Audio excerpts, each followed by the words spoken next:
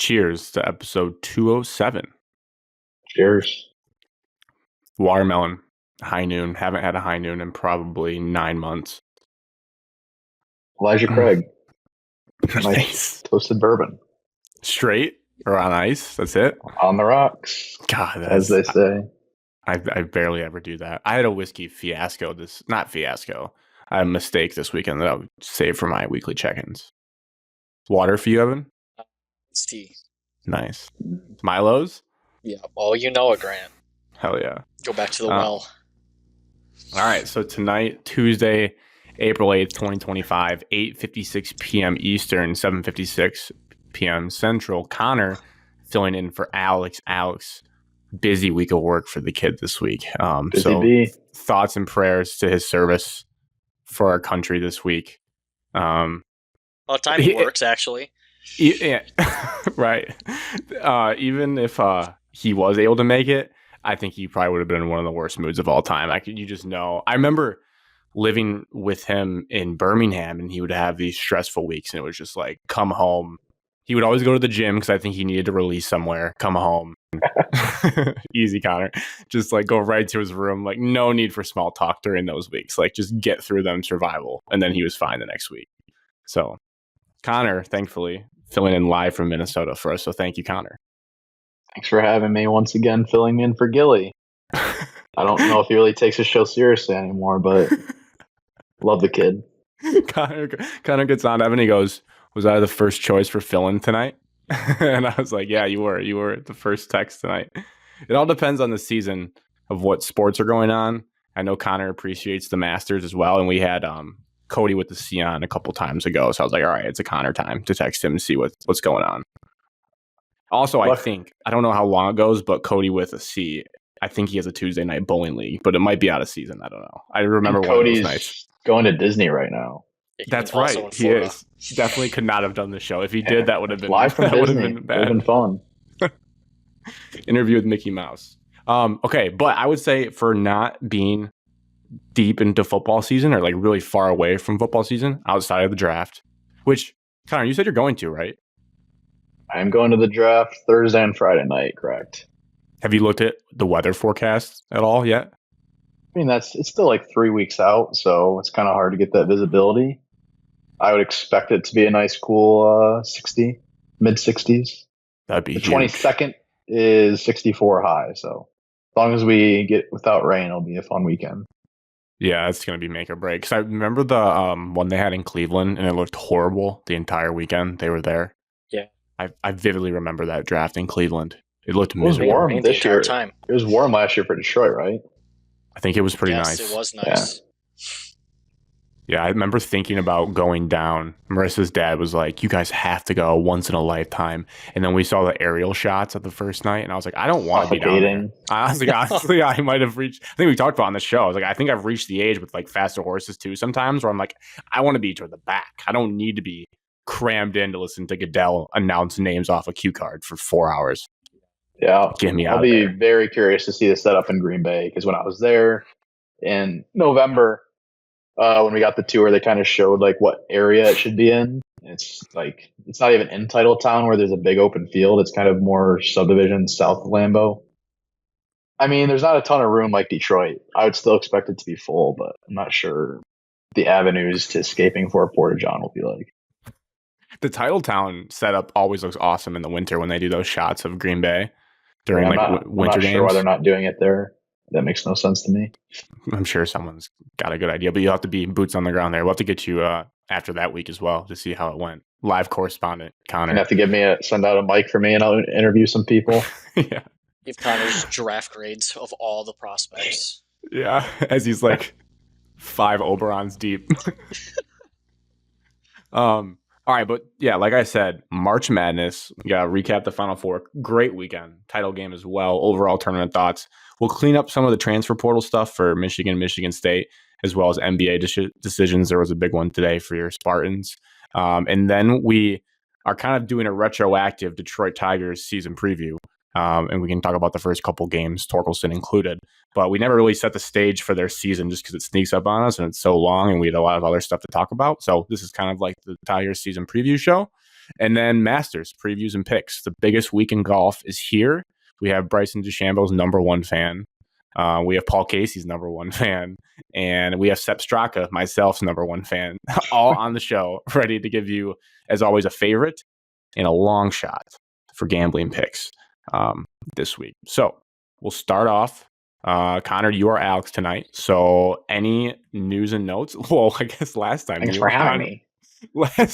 last time you were on was an unbelievable story. Yeah. So I don't know if you can't have anything I that can don't think top you can that. stop that. It was kind of bad. Right when you sent me that text too, I was like on my cycle of going grocery shopping, so I was really hoping I didn't recreate it. I don't have really that many updates. I didn't do too much this past weekend. It's kind of nippy and cold out, so low key. I did go see Friday. I went to go see the new Minecraft movie. Oh my Did you god. really? Absolutely horrific. It's such a. I hated that movie so much, dude. All right, Connor, before you talk about anything else, Chicken Jockey. Oh god. Every single high schooler or middle schooler, I'm associated with way too many kids. They've all seen the movie. It's like a pop craze. Like, you're not cool unless you're seeing that movie. It's horrible. I really don't think you should see it. 48% on Rotten Tomatoes. So many kids would be like, dude, yeah, that I was entertained the entire time. That was such a great movie. And I was like, oh god. I gave it a 5 out of 100. That's one of the worst movies of this century, I think. So my theater experience was very unique. You know, there's so many little weird goons from the ages of 8 to 15. So excited to see you there. And just every time Jack Black spits out a Minecraft term, everyone just stands up and starts cheering, screaming, Chicken Jockey. They just, every time he spits out something from the trailer, went nuts. Luckily, there was no like popcorn or drinks still in the air like I saw on TikTok. I saw someone sent me a video. So what is that about? It's just like memed. The movie is basically a TikTok meme where every 5 minutes, Jack Black just says like one word, and it's just such a crowd eruption. There's not really a story to it. And after about like 50 minutes, halfway through, I did contemplate leaving a theater, but I try to not do that, so I stuck it through, and it was just horrific. Didn't really do anything else this weekend, but I will be boots on the ground at Target Field on Friday for Tigers Twins. Oh, I will be right on the wall in left field, ready to catch a torque bomb, and we'll be finally golfing for the first time next Saturday. Wow. Very excited for the season to start. It's a heck of a back-to-back. Wait, are you going to be in fair or foul territory then? Fair? Yeah, I'll be left field, fair territory in the bleachers. Well, wave to us if you're on TV. I will. You should Apple get TV Johnny. Plus. I don't know if Johnny Kane still travels. I know his like contract situation, which was interesting. But if he's out there, you need to get interviewed by him. Try to find them. Last time when I went last summer, there's a ton of Tiger fans. So are you going to be? Are you going to be? Let me pull this up. Share. They put the share screen button and the leave, like end the call right next to each other, and it's stressful every time. Are you going to be this lower deck? I'll be like right above that orange banner. I'll be first row right there. Oh, that is nice home run territory. I mean, basically just him or where's Rod Ibanez, because we don't have any right-handed hitters on our team. So torque bomb, Andy Ibanez, a little Oppo Taco, but as long as I don't try and rob a home run from an outfielder, that's my only goal. Not to get too eager. I mean, I think that'd be huge. You should try to do that. It would be great for the brand, Connor, if you did that. Please. All right, we'll see. You bring your glove. I don't have a glove up here. I think with my seat there. Don't forget what Luke will call you if you bring your glove to the baseball game. Yeah, I frown upon people who bring gloves, but at the same time, being right in that territory, if I had my glove, I'd contemplate it. I'd probably have 40% go. But if you went to a home run derby, I think it's fine to bring a glove. Yes, I agree with that. I'll say that. That's a different I'll type catch a torque bomb with a beer, and then just wait for little kids to come up to me and try and get the ball, and I'll just tell them no. Nice. See, I'm saving it for my friend Evan. You don't understand how much he loves it. Ship it to you. Then you put the ball in the beer, and then you chug the beer on camera. And then you throw it back. No, I would never throw a Tigers home run ball back. Come on. Oh, yeah, you're right. You're right. That was stupid. You're the team they're rooting for. All right. Evan, any big updates? Really? Talked to you guys on Tuesday. Froze my butt off yesterday in a doubleheader. A little snow baseball. God, you guys didn't move your start times up like the Tigers did. No, we did not. Couldn't. No, Sorry. you don't have the luxury of that. No, we don't. First game wasn't too bad. The second game, it was bitter cold. It was 37 degrees. Actual temp. Feels like temp. God. No idea. It had to be. Where'd you play at? At Dexter. Sweat. I hate that. This past weekend I had games canceled due to rain. Other than that, it's not much of exciting just because games get canceled. Nothing really popping around. It's kind of more looking forward to. I'll be in Cleveland this weekend. First time anyone's ever said looking forward to going to Cleveland. Correct. Ever. Indoor baseball tournament for my travel baseball team. 8U baseball grant. Weather controlled. Beautiful. Weather controlled. We're playing them. And then, like Connor, I'm looking forward to golf season because the golf league starts on Monday. Raisin? Oh, yeah. Who's your partner? Starts so early. Drewby is my partner. So last year we finished dead last. Right. I do remember this. As we came off of the previous year, we won the tournament. We won the whole league. Not tournament, we won the league. So we were first, now we're 12th, so now we got to find somewhere in the middle of that. A middle ground. Yeah. I can't wait to hear the stories each week about all the new people that join that rub you the wrong way or potentially play too slow. Yeah. Hold up. Is my camera screwed up for you? Now it is. You're not. Yeah, I can't see you, but I can hear you. Oh, you're just frozen. But, Okay, but now you're just I think you're still here. Connor. This guy with his fancy gimmicks. Chicken jockey. I don't know. I don't know if it'll let me. You can turn off the camera while recording, but you can't switch cameras. You can, yeah. Maybe I just can't go camera the rest of the way. Weird. To this. There Hey, he you're is. back. So back. My thing said you were in incognito mode. Yeah, no incognito tab, Connor. Incognito mode? It said something like Connor has stopped recording, but everyone else is something about incognito mode. And I was like, was Connor in incognito mode or no? Just those visual effects were screwing up my computer, but now we can sounds proceed. like something you would do. Evan, will you send a video of the indoor facility when you're there in Cleveland? Because I want to compare it to the one that was in like Metro Detroit I had to go to that one night. Yeah, absolutely. This one should probably be nicer, I'm guessing, if it's a full-fledged tournament. Yeah, I'm hoping so. On the cold baseball topic, I might be in the minority because I don't mind when it's really hot out. Like, I know we've had debates when it's like 90 degrees, like nobody wants to golf. Or like I was like making jokes about this, Grant, literally yesterday with some parents. I was like, don't you guys remember last summer when it was 85 for 3 months straight? We didn't get any rain. I was like, this isn't so bad. Yeah. So you probably are opposite of me. I would much rather like do a football 2-day practice with Coach Romano and 100 degrees on the turf than play in a 37-degree baseball game. Like I can't think of a more miserable experience for me, like in my personal opinion, playing baseball when it's sub 50 is the worst. I don't want anything to do with it. I hate hitting. It hurts to catch a baseball if you're catching. Like if people are saying Ben Scooter's throwing 90 miles an hour on the black and you're like, oh my God, I didn't catch that perfectly. You just have a swollen hand the entire time. You go down to block a pitch, it hits your wrist, like you just want to cut your arm off. Like the whole experience sucked. I dreaded it every time. Sign me up for a 100-degree triple header catching behind the plate any day over 37 degrees. Do you let your kids wear warm up coats, Evan? No. God, you guys are such assholes. That was my message. The same thing to message first day. It's like you don't wear the coats during the games. You're not warming up in them. Did you guys win? We split yesterday. Yeah, that's why. So if they wore the coats during warm-ups, they would win. Warm up, exactly. Warm up. Evan, can I ask a question? This is going to alienate whoever's listening probably, but with catching technique, like in high school levels, even youth, are they like, because the pros all do it now, but it was taboo when I was coming up. Are you allowed, if no one's on base, to like go to one knee and like receive pitches that way? It's kind of getting like, how do you want to call it? Shouldn't be asking Evan for catching advice. He made me catch with a broken thumb. Did he really? That's good stuff. Somebody was throwing too fast and broke Hunter's thumb. It's kind of getting. It's not like you can't do it. It's more like a relaxed state. But like some major travel baseball things, or like actually like teaching the on one knee.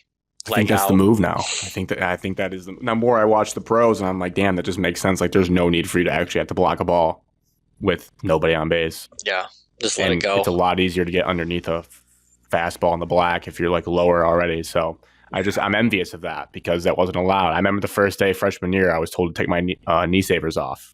Which fair, like they actually don't really work that well. But like there's these things that you think people do, and then you're like, no, we don't do that here. And I was like, okay. I try to teach them not to do that. That way, they don't create a bad habit when they get older. Yeah, because definitely can go like you get so relaxed, and then a guy gets on first, and in the last inning, then you got tense up because now you got to be up. So I get it. I do understand why you wouldn't, but like when I watch the pros do it, I'm like, God, that looks so nice, and they just look so able to shift around and grab whatever pitch they They're need. so athletic, and they are actually able to like to do the splits. And why we got like high schoolers trying to do it, but they're still giving up the 5 hole. So it's like you're defeating the purpose at this point. You don't need to do it.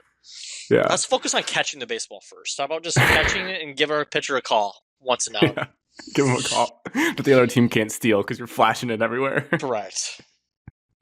For me, I didn't do this is gonna be a pretty boring weekly recap segment. I didn't do a ton. I'm trying to think of like Friday. I think I did a lot of like adult chore things over the weekend, which were good to do. Just ran a lot of errands. And then Sunday, so they're replacing our windows in our apartment. Whoa. And like our sliding screen door that leads out to the little balcony. So they sent a bunch of notices in the mail, email, whatever, to make sure like, hey, we're coming to your apartment this day and you need to move everything, any furniture, anything that's within 3 feet of those areas for us and like clear the entryway. And you don't really think about all the things that are within 3 feet of those places until you do it. Like this desk that I'm saying at, I had to flip it upside down on the bed behind me. So there's a window here. There's one in our room. In the living room is the big patio door. But we moved it all. They came in Monday, came back. It was good. It was a horrible weather day Monday. I don't know if it was like that, Evan, where it was like that snow, like thick hail almost came through. At least Rochester was like windy, snowy, rainy. You guys got a little bit more than what we got in Tecumseh, but yeah. So they fixed it, but like you just know, and I don't blame them per se. I don't know what I was expecting, but like the apartment's just filthy, essentially. Like there's just pine straw everywhere from their boots. Like I get it. Like they're just in and out. They're a contractor, but it just, I spent like not yesterday because the championship was on. So we just sat in clutter for that night. And then today got home and just spent like an hour and a half, like putting stuff back and vacuuming. Pictures everything. Of it? They did chip the wall in the entryway. So we did take a photo of that. And there was like a little latch to a door that was already loose, which we should have put in a request for, but they knocked that and the screws lost now. So we have to put that in. Are you in like a 3-4 story apartment building, or are you in like a higher complex? No, it's like it's ground level technically. There's a people below us, but like we're a small little walk up, and then you open the door and it's straight upstairs, and then everything's on that level. There's no one above us. You ever hear anybody? Not really. Like maybe if our patio thing's open, you can hear the other balcony if people are out there. That's another thing too. On the new patio screen, there's no screen anymore. So I don't. Like, we're going to have to call and ask, like, hey, why is there no screen? Because if you want fresh air, you can't just have all the bugs come in. Sure, so I don't know why they didn't do that. I don't know if they're going to tell us they're not doing that because that's going to be a problem. Marissa's not going to be happy about that. You got to have a screen for fresh air and not let bugs in. Let's go buy your own. Yeah, I was like, I'm going to learn how to install this screen for this model if it worst comes to worst and not tell them. That was pretty much the week. Like I said, nothing really exciting. What was exciting, March Madness, Final Four, title game. Connor, you're the guest here. I'll start question for you. There was a lot of talk about all the Cinderellas and whatnot of not delivering the buzz of the tournament. Did what we got Saturday and Monday kind of make up for the whole entire tournament for you? Was being worth it? No. No. I'm fine without Cinderellas. I think it's just about quality of games. It was an incredible Final Four national championship. Probably, I couldn't even give you one where we had 3 between two Final Four and a national championship. All three really excellent games. 2019. But the first weekend was such a bore for March Madness standards out of what you expect. You got maybe a couple good games here and there. It was hard to really find one that drew my attention in. Sweet 16, same thing here and there. I don't think it has to do anything with out Cinderellas or transferring. It's just a weird year. You know, we've had things like this before where the upsets in the late 2000s, like 2010s, were still different, or what's the word I'm trying to say? The amount of upsets on average, it's like we've seen this before in 2018 or something. It was a phenomenal 2 games on Saturday. Yesterday was very fun, even though Walter Clayton sucked. Congrats on Florida on winning that game. I think it was a pretty underwhelming tournament. I'm not going to lie. I know people sit out there and say, yeah, we got the best teams at the end, but it was underwhelming for me. I have a question about this, Connor. Go ahead, Evan. Do you think it's underwhelming due to our teams, our biased teams, our local teams playing super late? No, it's no. Like time slot, you're saying? Yes, time slot. No, I think it has to do mainly with the first Thursday and Friday. It's like I just found myself on my phone so often because I wasn't in it. Like the games weren't close. They weren't back and forth in the last 5 minutes for the most part. It's actually good that we played. I don't know. I'm not going to say it's good we played late because that sucked. Gives you something to look forward to later in the day after some bad matchups. Yeah, I do think it kind of made up for it. I don't know. Tournaments are weird. I was just looking back at old ones because I think over the weekend I was like trying to look back at other Final Fours that really stand out to you. I feel like with March Madness tournaments, this happens every year where you get. It's almost like you build it up way too much the week of, and then it's almost impossible to deliver. Like we're all guilty of that. I mean, we see March Madness as the Christ in front of us. We look forward to it for 340 days. Every game's going to be a banger, even though half the spreads are like 12 or more the first weekend because there are good teams. But you only remember tournaments if it was like 1, a historic team, 2, like got some in my throat. 2, if it was like a Cinderella that like went the distance, that like the St. Peter's going to Elite 8, Loyola Chicago going to a Final Four, or like a really memorable title game. Like you'll remember the Villanova Chris Jenkins shot. Like there's like those 3 factors are kind of like what you need to remember. So in my mind, I will always remember this tournament for that Duke Houston comeback. Like regardless of the title game, like that. Oh, for sure. Yeah, remember when like Duke blew that lead. So it did give us that. So this tournament will always have like I think this tournament will hold its weight 10 years from now. You'll be like, yeah, remember that tournament. Top heavy, yeah. I mean, the highest, you had a few incredible moments, but a lot of lackluster down low. For sure, one of the best Final Four games and best national championships, both being double-digit comebacks. Side note, Red Wings just gave up the lead, Evan. I was wondering what your reaction was. Connor. Dead. Here's a funny thing. So you just said that the 3 games, I went to go look just now. This, I don't know why this happened this way, but this Final Four on paper had 3 games that were all very close. The semifinals were a 4-point game and a 1-point game, and the final game was a 6-point game. And if you had told me this Final Four in year, I couldn't have told you anything about it. I'll give you a test. 2017, it was in Arizona. What are you asking for? Just the Final Four teams? North Carolina. Yeah. South Carolina. Was the final. Is that you said? Was that the South Carolina? Yeah, South Carolina was one. Yeah. I like credit to you guys. If you had told me like Grant what happened in 2017, I would maybe it's because Michigan made it in 2018, so I always think about 2017 is the year Derek Walton got cucked at the rim for 3 against Oregon. You're probably still a Michigan fan then. I was very much a Michigan fan. That shot there's never been a shot taken that I thought was doing the little. Oh, so sad. Never been a shot that I was more sure was going in than that shot in that moment. That's a great callback, Connor. But yeah, that North Carolina beat Oregon by 1 point. Gonzaga beat South Carolina by 4 points, and the title game was a 6-point game. Those Final Four games were that close. Seriously? Yeah. I don't know why I remember Gonzaga, South Carolina being a blowout. I don't know why I think that.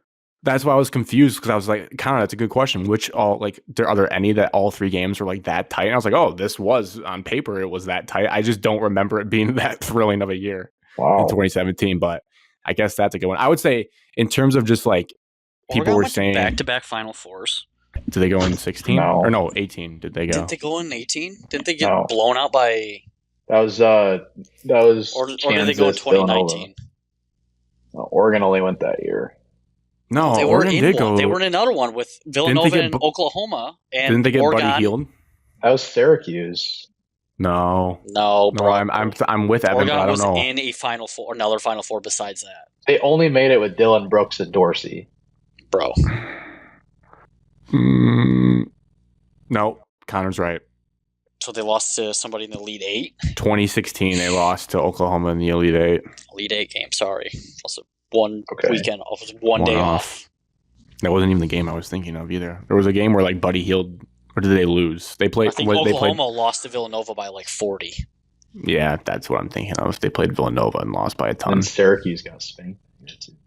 Well, that's because Syracuse beat Michigan State. Mm. No, that we lost to Tennessee State, and Syracuse ran the table on that bottom half of the bracket because we lost in the first round. Connor, how old were you when Florida won their last title? What was that, 08? Yet. I think probably the year was 08, maybe, but it was like 07 season. They won in 06 and 07, I believe. Would have been 5. Damn. Evan, you kind of remember those runs? I kind of do. Yes, because it was a big I hate you, Wyatt, because Ohio State was in the national championship for one of them. Greg Oden. Yeah. I think a young Evan Turner was on that team. I probably am wrong. Mike Conley was on that team. Mike Conley was definitely on that team. The they were first good. National championship game I semi-remember. Was that Thad Matta then? Yeah, it would be Kentucky-Kansas 2012. Oh, Anthony Davis is like the first vivid one you have. And the year right after was Michigan. Yeah. So I vaguely remember I was on a cruise. Our family, like all our extended cousins, went on a cruise, and I do remember like I think it was George Mason year. It was like Florida George Mason. Okay, Grant. Michigan State lost to George Mason that year. First round. Did they really? So, that was Jim Lynn fighting Larinaga, right? Yeah. Yeah, we started it. See, I probably am mixing up the years though, but I kind of have visions of like Russell. I remember Russell Westbrook, Kevin Love. I do remember that as well. That's nuts remembering them in college. 7. Yeah. I remember Russ and Kevin Love in college. The UCLA teams were electric. UCLA was always on TV because of them. They were always on CBS. Yeah, it was LSU, UCLA, Florida, George Mason. That's what I remember. I remember that on the cruise ship. If you would have asked me the other teams in that, I would have not got them. But who was on that 2000? Oh, they had that Tyrus Thomas. Remember he got drafted by the Bulls? He was supposed to be like the big deal. 2006 LSU. I think it was Tyrus Thomas. When was Drew Holiday at UCLA? It's a good question. Those years. He was on the second in all 3 of those? Yeah. Wow. Who's the coach? Making this up? It was the guy that went to Vanderbilt afterwards, Kevin Stallings. Kevin Agandi? Yep. When did Elford go to UCLA? God, probably late 2010s. Okay, maybe I'm completely off on this. Maybe they didn't make the Final Four with him. Oh, they had Glenn Big Baby Davis, though. Okay, well, who? Oh, yeah, no, Tyrus Thomas. Yeah, I'm on it. Yeah, from Baton Rouge, hometown kid. He was a stud. They scored 45 points against UCLA. So, Connor, you don't really vividly remember the Butler games either. Damn it. Those are core memories. When they played UConn. Gordon Hayward fouled Draymond Green. Don't forget it. Yeah, allegedly. They were coming back. This was the next year. We were coming back. I was coming back from Kalahari, and I remember like Butler, like didn't really like know much. I think everyone was rooting for Butler back then just because of the story it was. But they scored like 42 points. It was like the worst title game of all time, and I was like, damn. But I also love Kemba Walker, so it was kind of conflicting. Yeah, the first like games I remember were Michigan losing to Ohio. That's like the start of my college basketball career. Yeah, watching career. Just weird to see. It was almost like a full circle. It's weird to see Florida back on top of the mountain after being like a young tyke and watching them like with those teams. All I had to do was hire a pervert coach. Allegedly, everyone proven innocent to proven guilty, but no. He just gives me a weirdo look. That got thrown It's not way his too fault. under the rug. Like that is not. That was shut down. It was so all quickly. dropped. All the charges were proven false. Like they came out and said it. It was. How do you prove it false? You know what's bad for him though? Success is going to put a bigger spotlight on whatever happened that year because, well, it was kind of. I looked into it a little bit because I remember Marissa does this thing where like if I say someone's a scumbag, I have to have like evidence of why. So I just went off like, weirdo scumbag. And she's like, well, what did he do? And I was like, well, I don't know exactly. I see Twitter rumors. Now I gotta go digging in. But like, it was the local Florida student newspaper.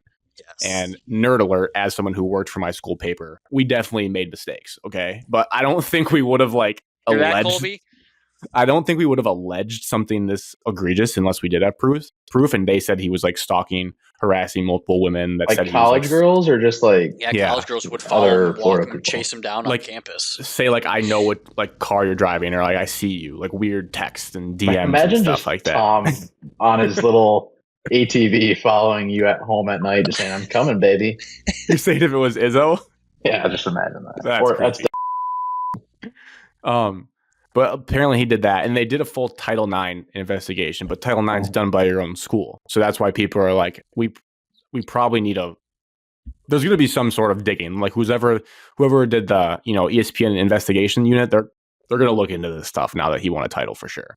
I'm surprised we didn't get more like big pieces the week leading into it. Normally they would like distract you, like absolutely nothing since that little piece came out. But what part of the season was that? Was that like summertime? I think right before the season. And they obviously had no idea how good he was going to be. That's why that tweet was so funny from the Sav Michigan State fan, like the Title IX coordinator walking in the next day, like, I got him cleared. Grant, you kind of remind me of Todd Golden. Okay, you can leave. Not like kind of look like him in a way. You got kind of similar eyebrows. Because you're a winner. I don't want to be in the same sentence as Todd Golden, and I am banking on his downfall one day. He was at San Francisco pre-Florida. I didn't know that till correct. Yeah, a Gale. But those like conferences don't exist outside of Gonzaga and St. Mary's. I know San Francisco is respectable. I know they have history.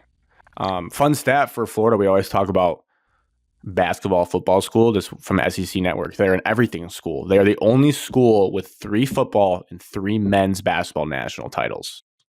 Not bad. Not bad to say that just you're the school. Sports means you're an everything sport or everything school or what? Good loophole there, Evan. But I mean, in terms of like the big money makers, the attractions, to say that you have 3 of each is kind of diverse, I would say.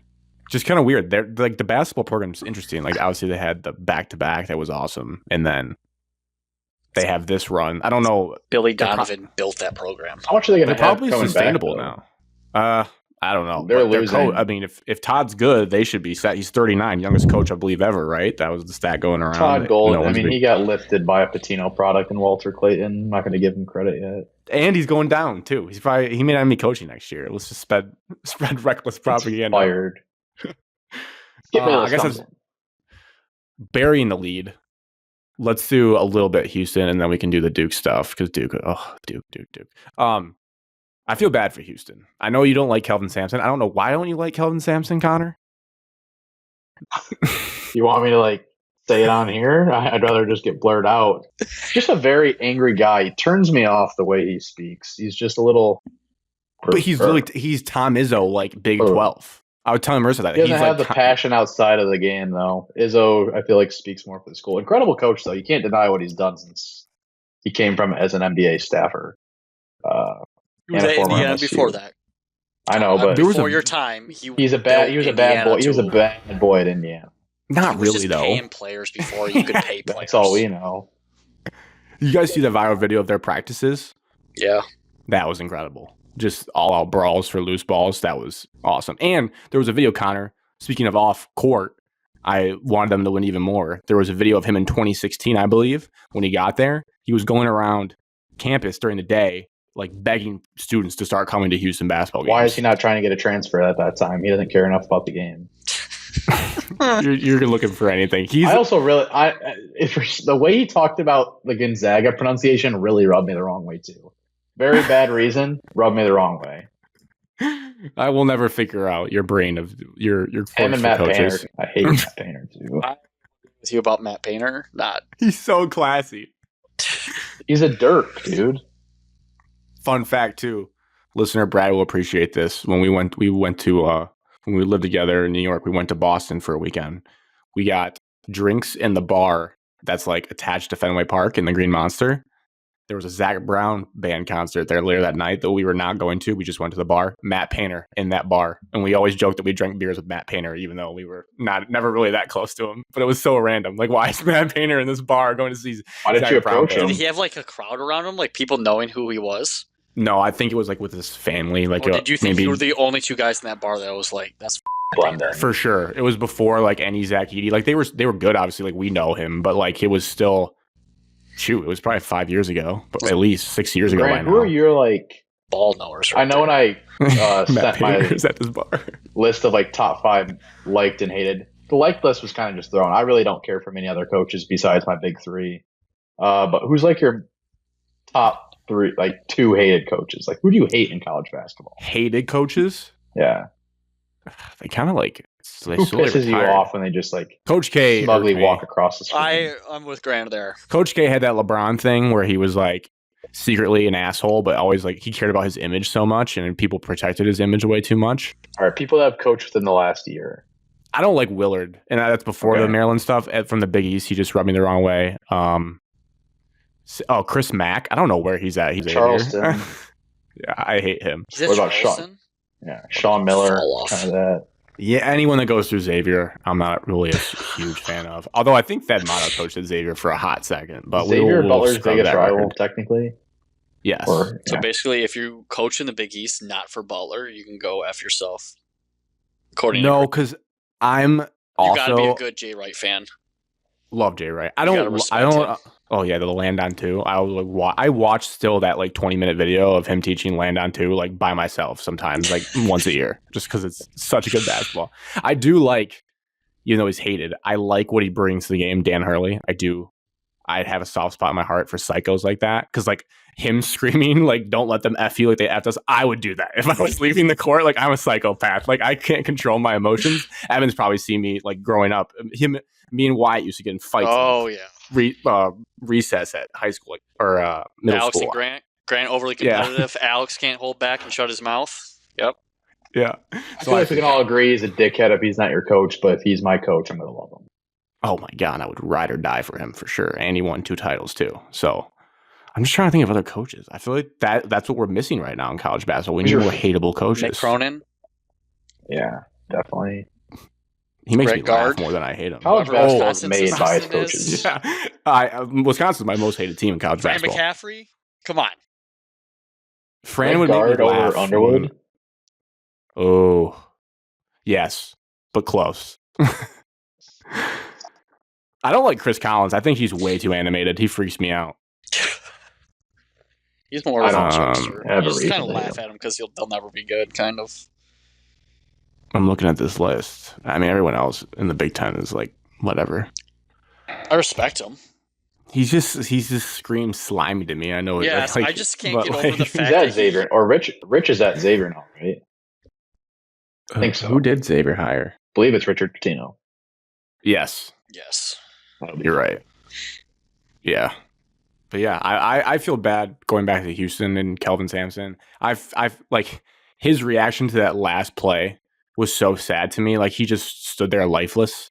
Like just damn, this is my shot. And they're losing so much. That was a pretty old team. They're all like Auburn. They're like 23, 22 years old. Top 20 recruits. But he's 69 years old. I mean, like he had to be standing there like that was probably my best shot to ever win a national title, and we didn't even get a ball in the air to try to win or tie. I don't know how you sleep after that. What do you think he's doing right now? Do you think he's just sitting, staring in darkness? He's probably working. Sad part, he's probably working the phones for next year. If he's still in it, if his heart's still in it, he has to be calling people. It's crazy. Like you get off that, and you got to start like figuring out who's coming. Who's your new LJ Cryer that you took from Baylor? Like who is that kid? I don't know. But was Cryer there Was Cryer there his whole career? No, he did 2 years at Baylor and 2 years at Baylor, Houston. Yeah. And the Uzang kid came from Oklahoma because they got a lot of love for being like a homegrown team. They had multiple transfers as well. It's not like they were all Houston kids. So that also speaking of what would you be doing, what would you guys be doing today or after that game if you were Michigan State as Houston on that last possession? Like how debilitating, also choking the lead when you're up and then having that as your last possession. Tom draws up a play. It looks like it's going to work, and then they just complete panic and don't even get a shot off. Well, sense of how dark and extreme I went after Michigan State just lost a football game. 5-7 team lost to a 7-5 team. I would go off. I would officially go off the radar. I would take a couple of days off of work, at least. No, you wouldn't. No, you would show up. I would not show up to work. Yes, you would. You're a grinder. You're a grinder, Evan. Grant, to my work, you have to go and face 800 high schoolers every single day, and you're going to snap up one little smug little something to your face. Yeah, you'd be a liability. Michigan State sucks. You'd be a liability for sure. I think some best kid way would bring up a Florida shirt and wear it to school. Go golfing. I like that. It's super high. I would have to take a couple of days off of school. Get rid of reality for a day. Yes.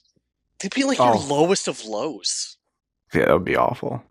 Just the way, because that, like, I don't know. Get blown out in the championship. Just that way, you're going to say, well, we didn't play best. We didn't play our best. They're better than us. I mean, I would definitely resort to drinking. I remember when Green Bay lost the Brandon Bostic onside kick. We had sparkling cider, and I just took it, went to a table, and just drank it until it was gone.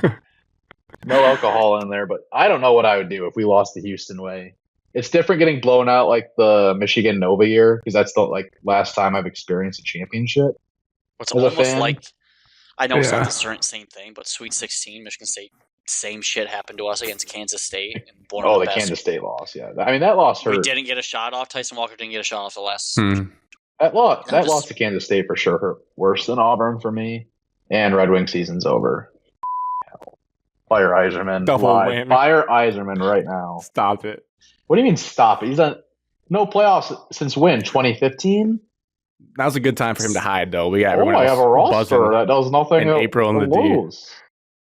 April. Garbage. Not to use this as a time to talk about Michigan's national championship, but it was making me think about this. Connor, I guess. Well, were you a pretty diehard Packers fan when they won the Super Bowl? No.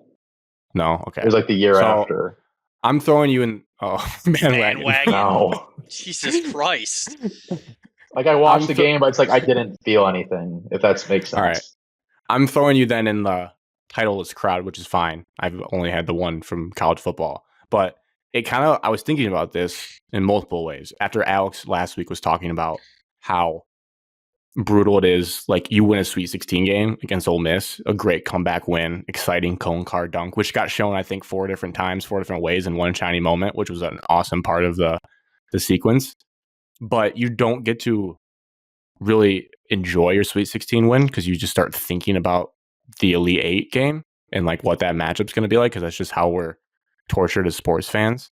And what's next. That is still the coolest thing about when you actually win a title. And seeing Houston lose in a weird way makes me more grateful for Michigan beating Washington in football, because you just think about how awful it would be if you get to that spot and lose. And the same thing like you said, Connor, with the Michigan basketball. I texted the Michigan chat before tip off. I was I can't believe Michigan's played in 2 of these games. It doesn't feel real as you get more extended from the heights that they were at with Beeline, that you had 2 shots at this and you lose. It's just so brutal to lose. And you had the Elite 8 loss to Harrison's buzzer beater, so it could have been 3 Final Fours under Beeline. Lost to UCLA. And yeah, with Juwan. Yeah, that's true. It's just, I don't know. It's just weird how because the tournament does come to a halt unless you're one of those 2 teams. The Final Four gets all the buzz and then everything dies down into that Monday night. But that Monday night, football or basketball, is the gigantic, biggest thing in the world for the teams that are in it. And it just feels so empty if you don't win. I can't imagine how bad it feels to be a Houston fan today. It would just be the absolute worst, because they've never won a title, I believe. I think they said that during Jim Nance when they were trying to win for him. Yeah, I think they were 0-3 all time in the finals. It's just sucks. Makes you grateful. Makes me realize I can't imagine being a Pats fan or Boston fan. How many you win, they have no idea. But it makes you more grateful as you see heartbreaking losses for your team actually winning one. I just feel I'll never experience it.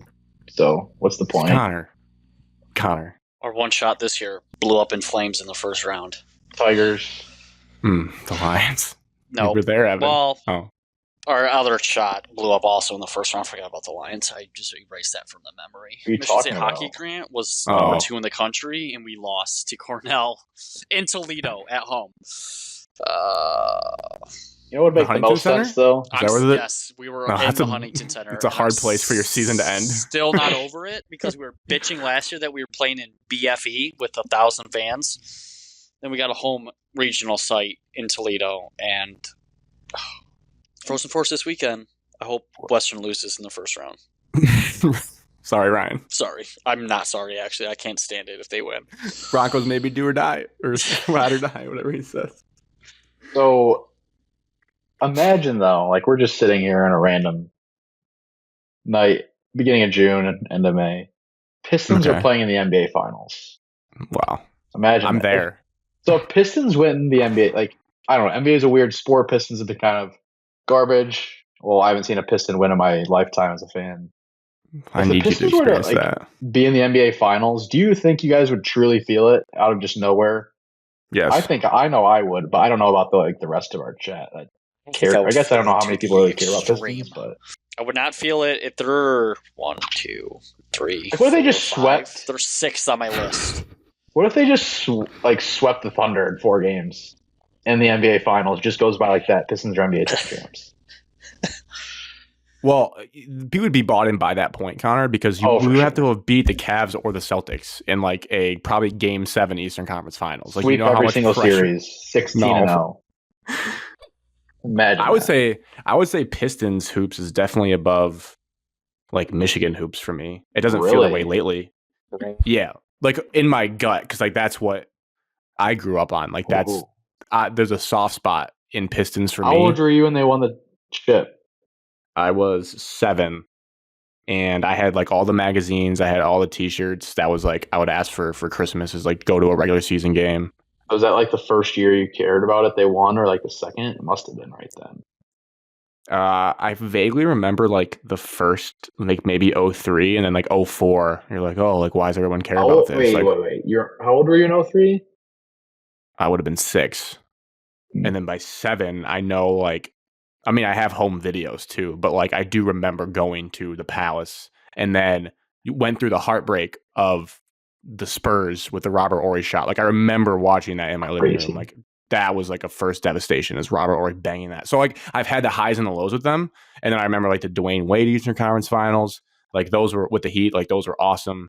And then they just fell off. So like it's been a long time, but I know that all that nostalgia would come like ripping back if they actually did get to that point again. Rank like your top, like rank your teams in order of how. I wish I had that. We did this once in our 517 crew chat. I wish I had like, I know Butler's 1 again. They're dormant, but like Butler basketball is 1. Place. Yeah, for sure. Meaning if they won a championship, yeah. So if I think of it, win a championship, the happiest he'd be. Doesn't matter really the rest of it. Yeah, I mean it's probably tied with the Detroit Lions. Like those two are like top for me. Lions would be more fun because I have more people to celebrate with, but like you guys would all be psyched if Butler won. But like Butler would be the most niche, like and also crazy to happen. Like Lions is now like feasible. Like I can close my eyes and like think they're good enough to get there. Butler's in the Final Four now. We're all older and gambling. We would all be Butler fans for that whole. I'm there. Like I'm there in like a second if they make it that far. It would be a cool experience. And then I would go. So underneath Lions, probably since it's still football, I would go Michigan football. But obviously, like they did win a title, so priority wise, and then underneath that is probably like Pistons and Tigers are next, because Tigers also have a lot of nostalgia because of the 06 team, and then obviously the Miguel, Prince Fielder, Victor Martinez stretch was electric. So they're there, and then I would put I'm spacing on teams, probably Red Wings, Michigan basketball, then Red Wings underneath that. That's probably like the layout of it. So yeah, yes, if the Pistons get in the NBA Finals, I will be ride or die and sweating every single game. I'll be ride or die in every playoff game. If they win a series, that'd be huge. Win a game, I just want to see a playoff win. That's all I need to see. Yeah, that'd be nice. We'd go like it'd be like the meme of Pat Beverly when they won the playing game in Minnesota. 100%. Like LCA gets a playoff win. Still hasn't seen one. in either sport, correct? No playoff victory in that arena. Playoff They got victory. swept by the Bucks. And they've only seen 2 games. One they've only seen series. the Pistons. They've only seen the Pistons playoffs. Yeah, I need to see LCA for a Red Wings series one day because that would be electric, I think. Well, me, Evan, and Cody have been planning this every year, and it just every single time at this point. Once again. Oh, I guess we buried it, but like Duke, I didn't have as much hate in my heart for Duke. I don't feel as bad. I feel bad for Houston. I don't feel bad for Duke. That was a stunning comeback. A truly where were you moment that you'll think back on. I thought I was dead 1,000 different times in that game. Yeah, I wanted Duke to win. I mean, for me, when I was watching the game, like obviously I can't be sad for any other team besides Michigan State, but it's like that was devastating, especially cheering on Duke because I do not like Houston. Couldn't believe it. I don't feel like after the 5 minutes after, I couldn't care less about Duke's feelings or Houston's after. I think it was Cooper Flag hit like a corner 3 at one point, and I was like, yeah, there's just no chance. I think they went up like 12 after that. Wadded that ball. They hit the block. Deep. Yeah, I was like, there's just no They're way up 9 they at lost that point. that game. Like 2.5. Yeah, so you got to adjust the Gillen rules. I always think of that as like 5 under 5. Now it's 6 with 30 seconds.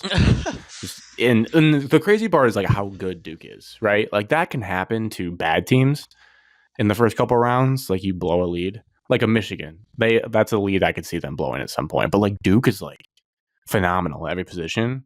I don't know how, Evan, you're a coach. I don't know how you don't get a new inbounder. The Sion James kid was doing at some point it's his fault, but also coach's fault for not like taking him out of that spot. He was having the worst time trying to inbound a pass for like 3 possessions in a row. And I was like, they got to do something else. Like, I don't know how like colleges don't.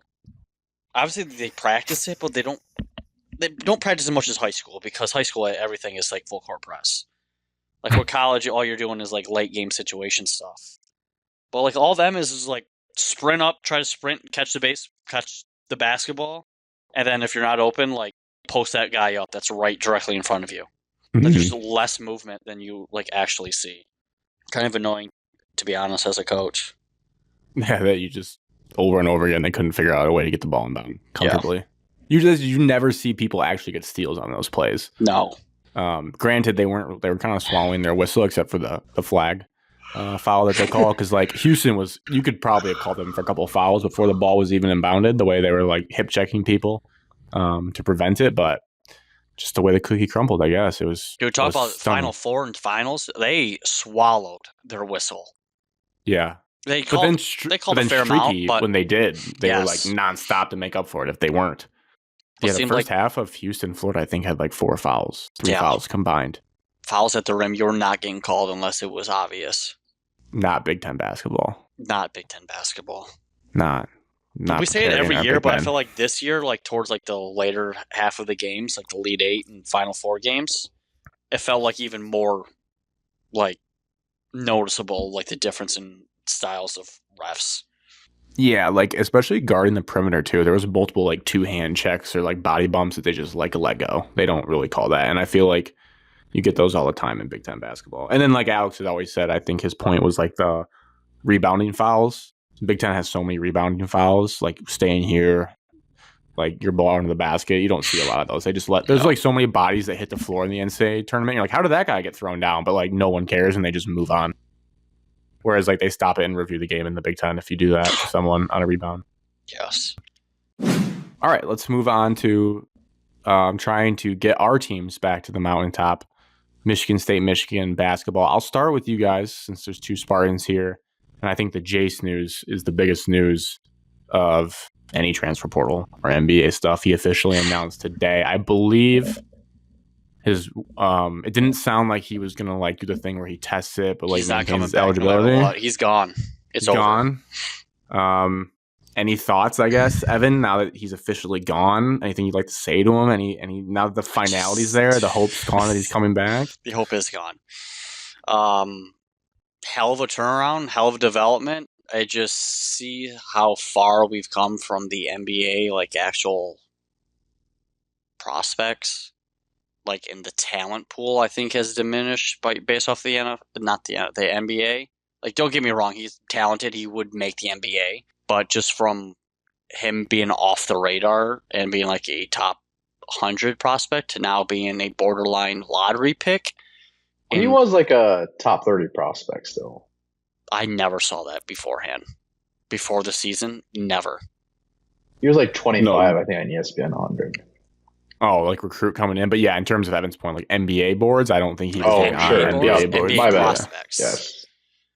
NBA prospect-wise, I just never saw it. And then the first time I still get pissed off is the first time I ever heard about it was Grant breaking the news to me because that damn Athletic article after playing Rutgers. John Hollinger did a whole piece on, and I thought Grant was lying. I said, nope, this isn't real. And turns out it to be. He just kept playing better. He was playing like 25 minutes a game and scoring 20 points a game. It was like he was our main offensive guy, most skilled, more finesse around the rim, finish at the rim, best shooter. Oh, finish at the rim. He was so good at that. His and one lefty, like floater shots across the lane. It was crazy how many of those he made. I don't know about you, Evan, but it definitely settled in within the last month and a half he was leaving. So there wasn't any type of shock. No, Miles Bridges came back, Connor. Miles Bridges, I didn't to think that way. Did you think he had a shot at coming back? Yeah, I'm always selfishly saying that he's going to come back. Always. For That's every kid, I'm always selfishly going to say, why would you ever want to leave Michigan State? It's the greatest place on earth. Barrio. He's the top 10. He probably had a bad experience at Barrio. Probably had the worst pizza of all time at Jolly Pumpkin. More time at Crunchies. Less time at those. Get the Brat Burger. Yeah. Connor, so it sounds like it wasn't as sad for you. You're like, you prepared yourself for this moment. I mean, I would have been jumping around, shimming my booty if he came back, but I never saw that as a possibility. Well, you guys haven't had the episode since Trey left either, right? We did like that night. Yeah. That night. So it was very fresh. So we're still processing all of that. Yeah. No, the Jase news, it was a given. Anytime I was considering the lineups for next season, I never really included him in there. There's no reason. I understood him having a reason to come back to elevate to try and be maybe a top 5 pick, but would have been probably not the greatest decision if he did come back. We'll find a way through it. I doubted this team and Izzo coming into the season. I'm not going to do it again. So I'll be a better fan going forward. Losing Trey.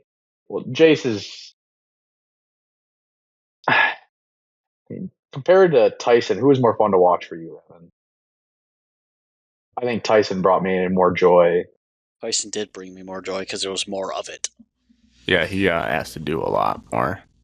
But was forced to do a lot more. Tyson hit game-winning shots. We didn't really have to hit that many game-winning shots.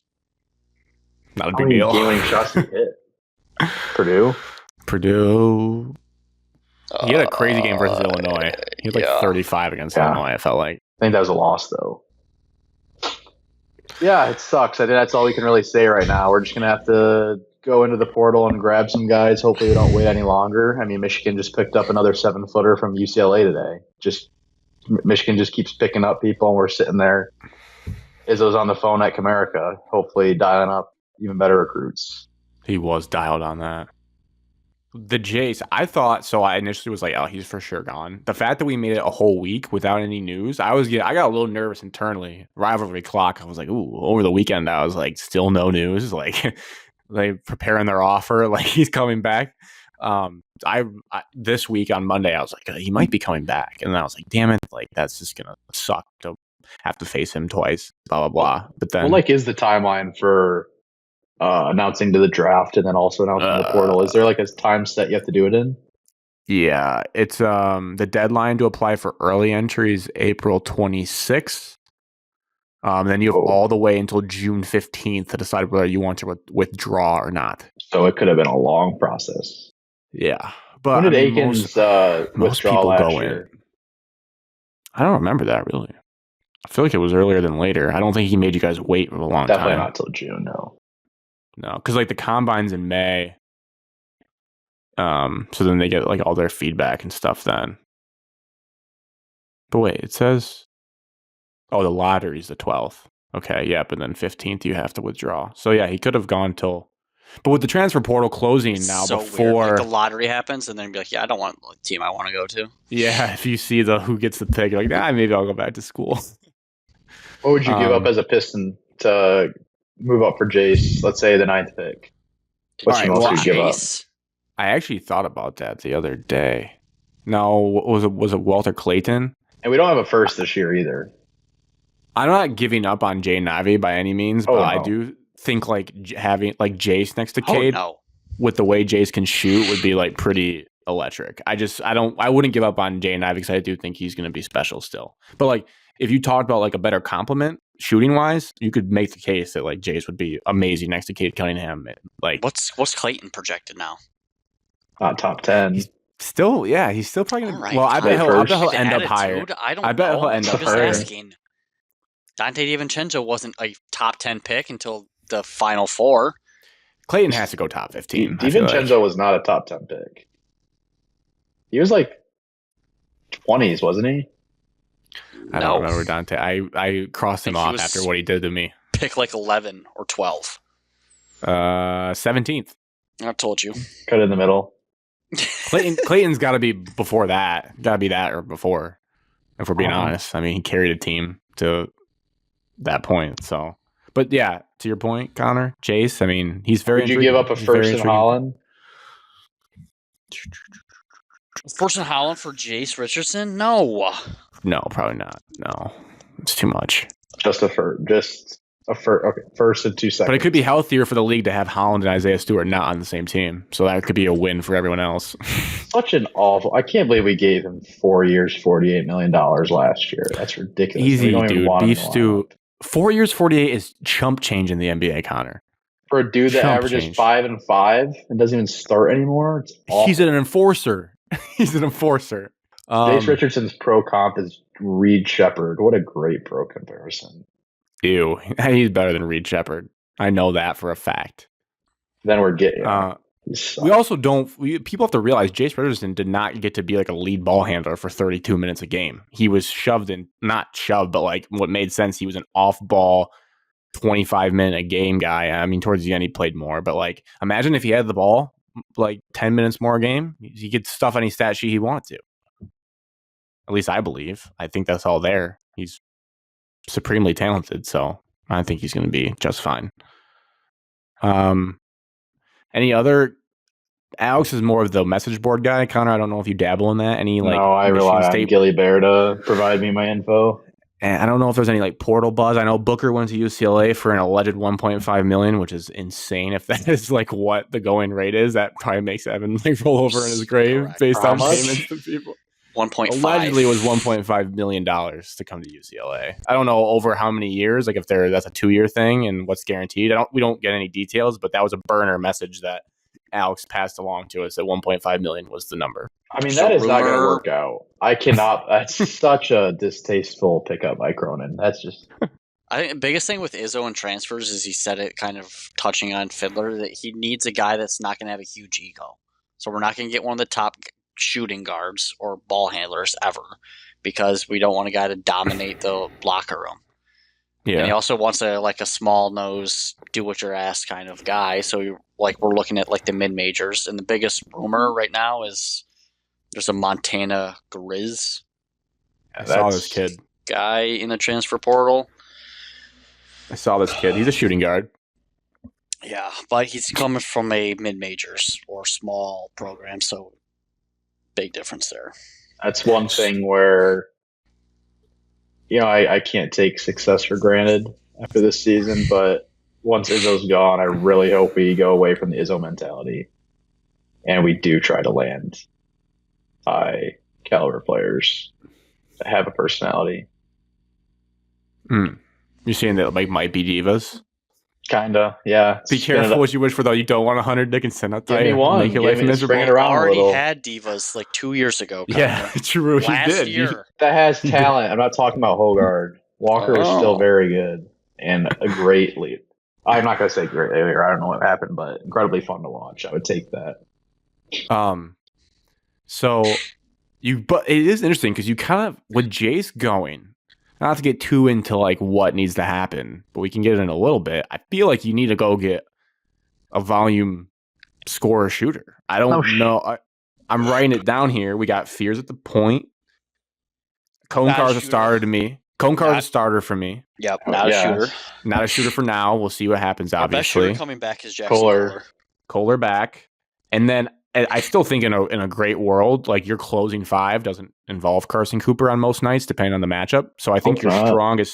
your strongest three would be Fears, Carr, Kohler.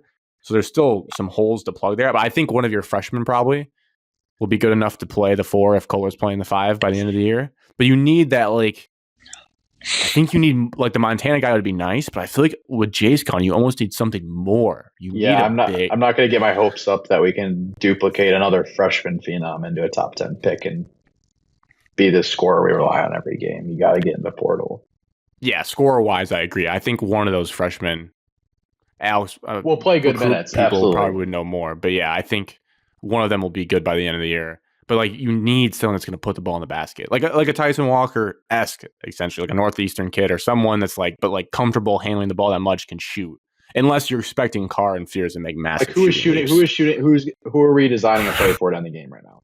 Who do we trust to take a shot? Kohler. Nobody. It has to be scheme. Kohler right now. Kohler bear out on the arc, which good stroke, but man, take him off the dribble like Mo Wagner. He becomes your Mo Wagner. I mean, he's Fears developing into that. You get Fears in a high pick and roll getting downhill. Kohler either pick or pop, and then that your weak side player would be Carr, and see what the weak side defender does. Does he help on Kohler? Does he help on Fears? If not, then you're throwing a lob. Or Carr just keeps working on his shot and he becomes the number one pick. Always have that route. Fears, Cone Carr has a Zion Williamson breakout season. Oh, that'd be so sick. Actually, Fears just goes 100 miles an hour off that screen, Evan, and draws a foul, and he makes one of two, and then Cone Carr grabs the rebound and puts it back in at the buzzer, and you win by one. Good chance that's the play design. I can't wait for that to happen one of the first games. Yeah. Clips this video. You know that'll happen next year. But yeah, I don't know. I don't know who's on the radar, but I'm intrigued to see what happens now that we know Jase is gone. Because I'm sure Izzo was waiting a little bit to figure out what's going on. That's probably why Jase didn't wait till the 26th. He's not going to do them dirty. Like, if he knows he's going, he's going. So now Tom knows what he needs to do. But it'll be fascinating. On the flip side, so Michigan, they got Cadeau and Johnson when we last talked. Now we have to caveat it. He's probably going to the NBA. The UAB guy? They did get Yaxel Lendenborg. Great pronunciation name for you, Evan, if he ends up playing at Michigan. Axel. He's like number one on aggregate wise, maybe 2 or 3 on other databases, whatever. I watched his tape. He pops. He's pretty sweet. He's got a weird backstory where like he didn't really play organized basketball until like that much recently, kind of like a Ziggy Ansah vibe, where it's like, like, found the sport. So cool. 6'9" power forward. Apparently, liked how much they let Danny Wolf have the ball in his hands, and I think that sold him. But again, this dude's gonna be coming in off of pick and rolls. Yeah, I think so. Dusty's just addicted to 7-footers, just having the ball in their hands. Yes. But he did say in an interview before he committed to Michigan, so I don't know how things change, that he was 80-20 wanting to go to the NBA. Like everyone wants to, but like, what do the lottery people say? He'd be like a 25th, 26th pick right now on mocks, depending on how like combine he's goes. A Detroit Piston. So he's a first round pick right now. His big thing, he just wants a guaranteed money contract for multiple years, is what he's looking for, or at least 1 year. What was the rumor for what he got from Michigan? I don't know. I would say, though, based on going rates, he had to be north of $2 million. I was going to say he had to be at least over $1 million. 2.5, maybe? So I have no info. But he's number one. Donovan Dent got $3 million from UCLA. This kid's not a guard, so I don't know if he would get 3. But he had to be north of 2. Imagine Donovan Dent in a Spartan uniform, man. Sparrows calling his game name. For me, as a Michigan fan, obviously I want him to come to Michigan. I'm very excited about his potential, and I think we've talked about before on the show, in college basketball, having an NBA player on your team who isn't in the NBA yet is like one of the biggest advantages, and that's why the Jase news hurts as well. Because like It's like having NFL quarterback for your QB in college football. yeah, they're the hardest thing to keep. Football's a little bit easier because they have to stay 3 years. But like when you have them as sophomore year and you realize it, you're like, oh my god, this is incredible. And that's when those Michigan teams, like when Trey Burke as a sophomore, like that kid can play in the NBA. Nick Stauskas, that kid can play in the NBA. Like those are your shots. Same with the Wagner kid, both of them. But if you get this kid, he's an NBA player. It'd be huge. If he doesn't come, it's still a great sign, I think, for the future of this program. The fact that whatever NIL Dusty's got going on there, he got chips in the right row, and that they're willing to spend this much money on a kid. Because I don't care like where he's ranked, but to be number 1 ranked, and a lot of people want him in Kentucky and after him, and like you win that battle, and you either one the sales pitch worked. Yeah, it just shows that you're a serious player. Like you're not messing around. Like you have the war chest to go get people. I don't want to be a live or die portal team, but it's also about to ask you that, Grant. It's like, you don't willing to die in the sword of being that portal team every single year? No, you don't want to do that. I think the sweet spot of the portal stuff, besides like the one-offs that you need to fill gaps, is like getting people that can potentially be on your team for 2 years. This kid portal 2 year, 3 year guys. Yeah, like LJ Cryer, good example. Stayed at Houston for 2 years. Came from Baylor. Wasn't just a one-hit wonder. You always want those portal guys that aren't going to make it in the NBA. You want those portal guys that are like college basketball legends, but you just know don't have a future in the NBA. Yeah, it's kind of a good sweet spot. And then if they develop into one, they're like, oh, your development's good. So you got into the NBA. But this kid would have been a one and done for sure, which I'm fine with the talent level. I just think if you have too many one and dones, that's when you can get culture problems. Because everyone's like, oh, I'm not going to be teammates with you next year. So I don't care like if we're friends. Culture really. Problems, money problems, locker room problems. Yeah.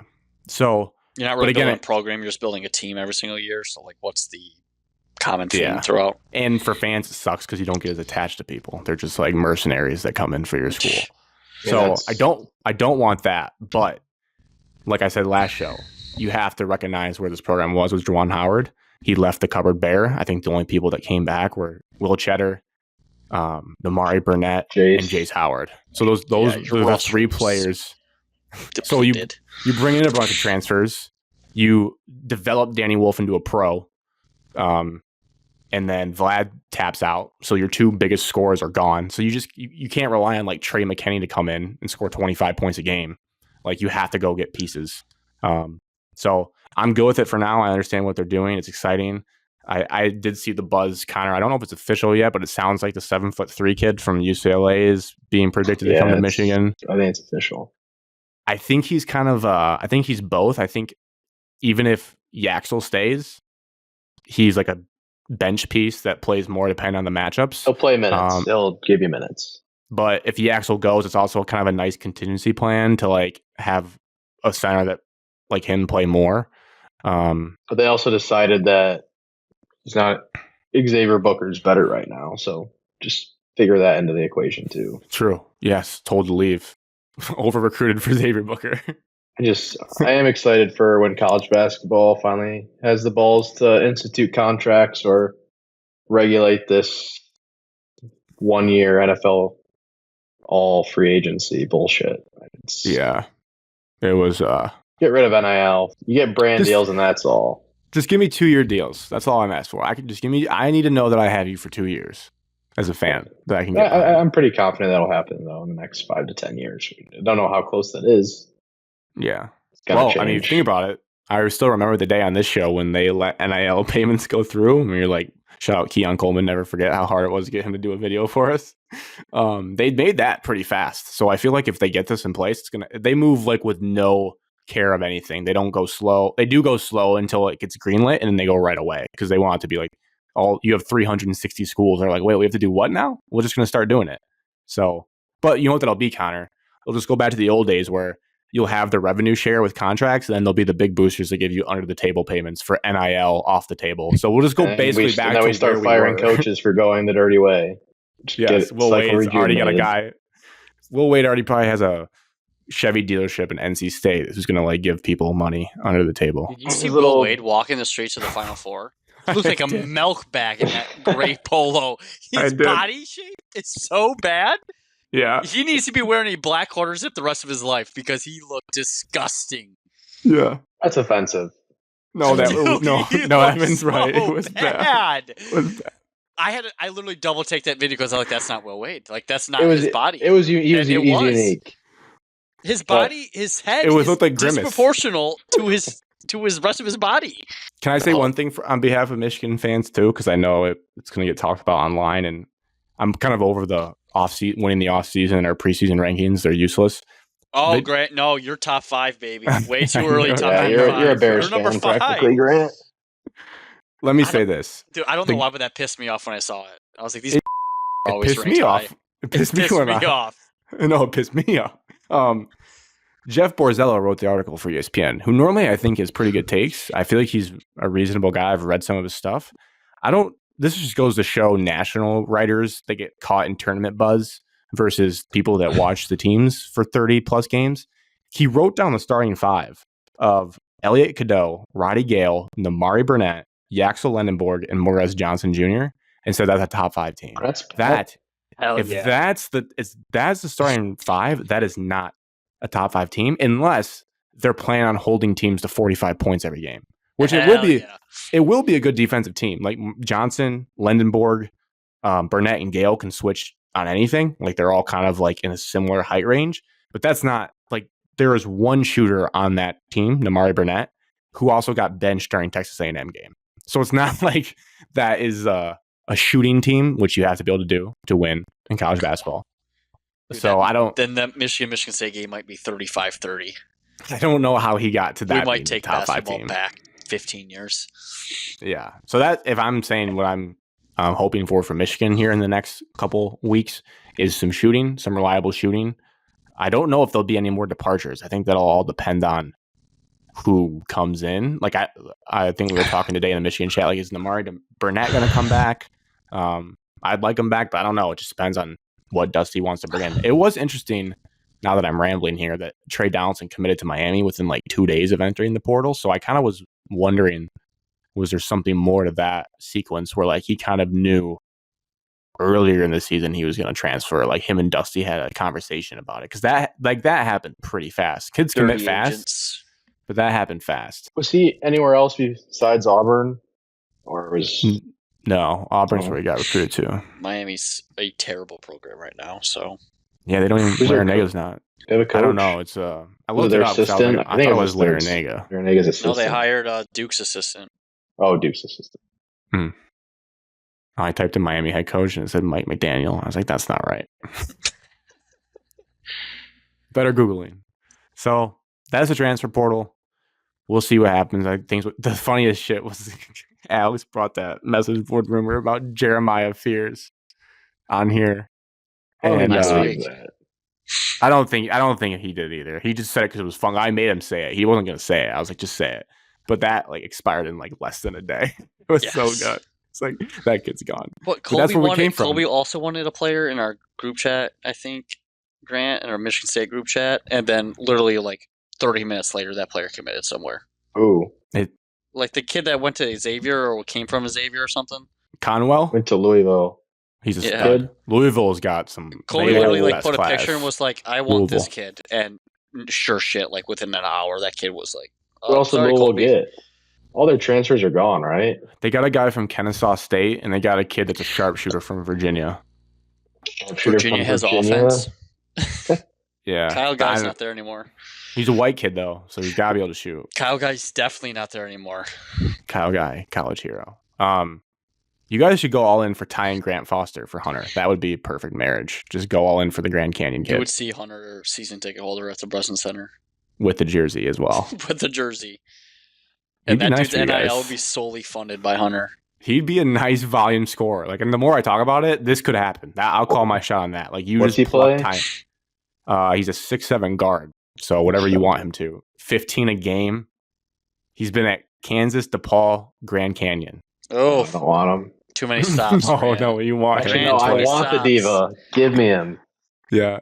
Although he only shot 23% from 3 on like high volume this year. No. I don't give a shit about He's that. not a shooter, but he's a scorer. All right, let's do Tigers. Your Detroit Tigers. are, I looked Spencer today, Torkelson led Tigers. your Spencer Torkelson led Tigers are top 5 in the MLB standings right now. They're off to a hot start. 7-5. It's Where kind are of we? weird. 7-4, 7-5. 7-4, top 3. The Rangers, the Angels, and the Tigers. And Wait, that's in the American American League. I'm an idiot. The Giants and Padres and Dodgers are all very, very good. 9-4. We're top 10 though. We're the 1, 2, 3, 4, 5, 6, 7, 8th team in the MLB right now. Divisions are not we're won. We're in April. 6-1 if we But they don't can play be the lost. Dodgers. They can be lost. And we have a great run differential. We're top Yeah, we do. 2. No. We're top 1, 2, 3, 5. Wait. Yeah, okay. I mean, they're It's top 6. You're And 6-1. differential. Yeah, Dodgers games don't count. Incredible. But we've seen I don't know. The Tigers are a weird team where they. Connor, we haven't seen this recently. The last couple of years, we get off to slow starts and then we have to crawl and fight our way back just to get to 500. And we're happy at like June or No. July. We're like, oh, Tigers are 500 for the first time in July since blah blah blah. But this time, like, get off to the hot start. So we don't need to won go their 35 and They were 5-0 last year to start, I thought, correct because we swept White Sox, which we just did again. Okay, and then won 2 They're against the the best Mets. early season team of all time. It's perfect. like Yeah, just put there's- the White Sox on the schedule, but like we need better competition. We face the Dodgers. You're going to see teams like that in the playoffs. Okay, got swept. Now we're facing Yankees, most overrated team of all time. Okay, we handle them. Yeah, Torpedo it's- bats, Evan. It's Torpedo mainly bats. coming from. It's the production from the guys you needed the production from. It's Torque. Javi's giving you good at bats. He's actually having a Correct. solid eye. Dingler is playing well. Do you know who I McKinstry's can't stand? a I great can't utility stand our guy. Riley freaking Green. backup center fielder. This, what's his name? Kreidler. Yeah, I can't stand him. I Kreidler. think his at bats are like dog water. He's not very popular, but Okay, he but won't this be is there like- once Parker comes back, correct? He's Parker's out. not coming back for a very long time. Veerling Well, should be back at some will be back, point. so then we can maybe Okay, switch that up. Fearling can only hit a fastball. But the team looks different. It's the offense. They're buying in. I agree. But this is my biggest thing. Like I was thinking about this while making dinner today. This is the first time in like you can't name probably since 2014 that you look at our starting rotation and you're happy that like that guy's on the mound. Yeah. Reese Olson's probably the kid that you're like, oh shit, Reese is And pitching he's an today. incredible 4 or 5 hole pitcher in your rotation. Correct. Everyone else you get excited for every time they're on the mound. Mice has looked fantastic. A first round pick the last 2 starts. Okay, 2 starts, but still, he has 12 strikeouts on the year. Okay, command with a third pitch. Needed that. Changed his arm slot. And then you have Job, who's the rookie phenom that everybody's Figuring it loves. out a little bit, but Then he's you have got the Scooble and spunk. you have Scooble and Flaherty. I mean, yeah, This is the first time since we've had a Hall of Fame rotation that you're like, I trust just about everybody in the starting 5. Don't you miss Blaine Hardy going out every once in a while in 2017?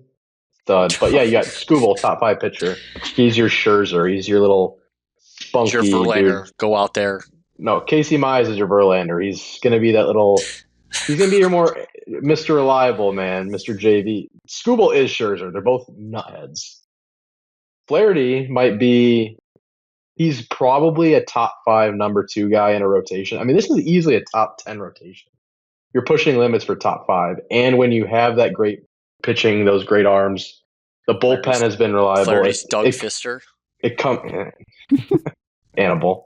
Annibal Sanchez, very good. But if you can score 3 runs or 4 to 6 runs a game, you're going to win 90 and win the division. It's going to come down to offense. If your offense can stay having this production, actually getting the ball out of the park, you're going to be really good. And they're very fun to watch. They're exciting. There's belief. You know, the last few years, obviously, you have some decent starts where you're maybe 500 at some point. But it's going to come down. You can't get injured. We've had a lot of injury spells that kind of take you out for 2 weeks, 2 to 3 weeks, where you maybe go on a 6-14 spell. You can't do that Last this year if you that want to be happened in when the Riley division. Green got injured. That's why we had to come back from the So miracle I mean, we I did. thought the season was over then. It was Yeah. like, oh, Riley Green's here, we're done. If you talk about what's been surprising, like positive, because even towards the end of last year, like we got through on winning scoring like 2 runs and Having like one relying starting on pitcher. one pitcher and then like bullpen games, scrapping together like 1 run on a pinch hit. But you look at this is just the last 5 games of a 162 game season, but 7 runs, 7, 4, 6, 5. Any crooked number this team's putting up is like a win for me, and I just hope it continues to last because, like you guys have just said, like I'm pretty confident about our pitching staff to be solid in the bullpen throughout the year. Very confident. Which is the opposite of like the 2015 years. It was like sick offense, horrendous bullpen that is going to cost us at the end of games. So this is kind of working opposite. It's just how much we get. The other point, obviously injuries. I was looking now. Parker's 60 day. I think the latest update, this was like 15 days ago. It says Hinch said at least 3 to 4 more weeks of rest before he can even begin throwing a baseball. So that's not good. It's nerve damage in That's his bad. throwing arm. Vierling is cleared to start a return to play throwing program, so he's throwing now. So we're getting him closer. Gleyber Torres, our offseason signing, should be back pretty soon. It says he doesn't need a rehab assignment potentially before being activated, so he could just be back at any day. And then our guy hitting a home run. Our guy from the postseason last year, our hero, Wetzel's Pretzels, Winfield Perez, he's on a 60 day now, so that's not good. I don't really see him cracking back in when everyone's back. I don't see Seal kind of being a core member of this offense going forward. You're also looking Let at me this, live, Connor. You're also looking at this team. Another thought is now number 1 farm system in baseball. Now you start looking at being buyers. And so buyers at the deadline. Who you're going to plug and fill? Who do you want? I don't even know what to do about that. Last year we were talking about trading Squibble at the deadline. There was major rumors about you did the hypothetical Orioles and Squibble trade. I do love the Orioles farm system. That I do. So now you're talking about buyers in 3 or 4 months from now. Like who's got that contract up in the Major League Baseball that's going to be a cheap rental for a half a season, year and a half. So that's the exciting. And you got to think who's coming up. I mean, McGonagall's probably going to come up soon. Do you guys see that he got hurt? McGonagall did? Yeah, I heard his ankle. Last week I saw on one of the Tigers like minor league accounts. Damn. Yeah. What's up with Jung? Max Clark hit a home run literally the other day right after Torkelson hit a double. Game walk-off. Literally 3 minutes later, Max Clark hit a home run the opposite field for the Whitecaps. Yeah, he's still a year and a half. He'll probably get called up. He's not getting called up for 2 or 3 more years just due to player control. Well, we still have. We still have like Carey under 4 to 5 years of arbitration if we wanted to. Yeah, baseball's contract. Carey's contract is screwed. Carey's going to get screwed out of like making over $100 million in his life. When do you have to pay Riley so good, dude. and Torque? He's so nails. You got player control. Torque still has to earn it. Torque is 3 years, so I don't think you have to worry about the 4th or 5th year. You got to win a title in 3 years. And after plus, Torque hits 60 home runs, he's going to go for $1 billion. MLB service time's whack. Oh God, yeah. Yeah, you guys lose me on this. It's all over my head. They need to simplify it. They do somehow. Do you guys think we'll see Jase Young this year back in the majors? I just realized he's in AAA. He'll be playing. I would say yes. Filling in for injuries here and there. Hopefully develop him a little bit more in AAA. Yeah, I think he got sent down because he really struggled in spring training. So it's one of those things like you're just not ready. You have to go get your everyday at bats that you can get for the Mud Hens that you would not be getting up here. I mean, your hope is for him to be a consistent starter in your infield in the next 2-3 years. That's why you drafted him with his bat. I like that. A couple things for me on this Tigers team. Well, one, it's probably the most. I know I sent that text counter about box score watching, but I did find some time to flip on the Amazon Prime Video. So nice. It just makes it so much an easier experience. I found some time to be watching Tigers. It's definitely the most innings pitched or innings out there that I've seen this early in the Tigers season. I was, made it past opening day, still was watching. So that's huge. They've got me there. Already looking at my calendar of what kind of games I might want to go to weekends, future. Doing that. We're going to have to do a gambling degenerates who's ever around trip go up for a day. People can crash here at some point in the summer. There was a Toronto Blue Jays series I was looking at later on. I would not go to that. Evan will have to we'll have to pair it with your weekend God. schedules. That'll be main priority. So maybe I'll have to get that from you sooner than later to look. I am a big don't go to Comerica until it's like 65 degrees or warmer guy. So My I'm not baseball going schedule out. is so booked. You're gonna have to wait until like middle to end of summer, and then you'll be What? good. That's good with me. That's my prime to go to. What else? The other things were, I don't know enough about, like, because baseball is so regional sport. Connor, you're probably better at following it nationally. I really have tuned out the last like 5 years. But what I'm looking for, I know the eye test when I see it. I'm keeping an eye on Riley Green, AL MVP conversations this year. He just has the look of me of a guy that could like be a top 5 player in the entire conference easily. Not conference, Especially if he has the pop of the bat. It's all about the home run swing with him to get there. Yeah, he has that look of like a wily veteran, even though he's not that old. And I don't know. He just, like I said, the eye test. I don't know how to put it into words. Like, he just seems like he does everything. The 5 tools they talk about, like that is Riley Green. He should be in consideration, I think, especially if we were good this year. He should be. It's hard to judge just because I would say outfield's probably the prime position of the best players in baseball, where saying top 5, I wouldn't even say it's a top. There's probably 20 players you could make a debate for being top 5 outfielder, but the fielding ability he has definitely elevates him up. And he's 23, but a lefty too. Anytime you have a lefty you can count on that can hit righties, it's special. Just imagine if Carey could hit off a righty. How much deadly that cleanup Hit off spot a would lefty? be. You mean a lefty? He did have a home run off of obviously one. he can hit off a He righty. did have a lefty. One home run. But still, he's not an everyday starter when lefties are on the mound. Yeah. And that's something you strive He for. needs to be trying it early in the year to be trying to hit off the lefties. Just throw we him got to into fix the fire. that. I don't know Let how. it Just happen. hit 220 off him, and you're playing at 155 games a year. That was humbling. I think was it the opening day lineup? He wasn't in it. I was like, that's right. He doesn't play against lefties. I was like, damn it. He needs to. He should have figured that out over the offseason. I need him in there every day because he's electric. And then when you talk about the prospects, hopefully, knock on wood, that Parker Meadows is fine long term, but like gets me giddy in 3 years, 2 years from now. Like an outfield of Riley Green, Parker Meadows, and Max Clark is must see television. Like I'm not sure a fly ball would hit the ground out there. I think they would just catch every single ball. I don't even know if I for sure see Meadows being a part of the starting lineup in 3 years. Don't. No, I think that at that point we could be shopping for a higher tier if we're going. But I would never expect Illich to spend money. We need a Parker Meadows. Parker Meadows was awesome. He was like probably our best hitter in the playoffs last year. I know. Placement rate and defensive plus is phenomenal. Like top 5 defensive center fielder in all of baseball. Max Clark can play like right field. His impact on the Tigers, like his win percentage, like different record-wise when he's playing, when not, is remarkable. He's still not a player where if you're seeing a player who, like, the thing about baseball, it's so tough because everyone's signing 14-year contracts. So I don't even really know who's available. Not Alex Bregman. Not Alex Bregman. For us. He's saying like 330s right now. Yeah, it's all right. We just got to keep winning as we get people healthy. Obviously, no duh, but it's all about health. The division's going to be, I'm not definitely winnable. I don't even know what the Royals are right now, but like Indians don't look 500. Good.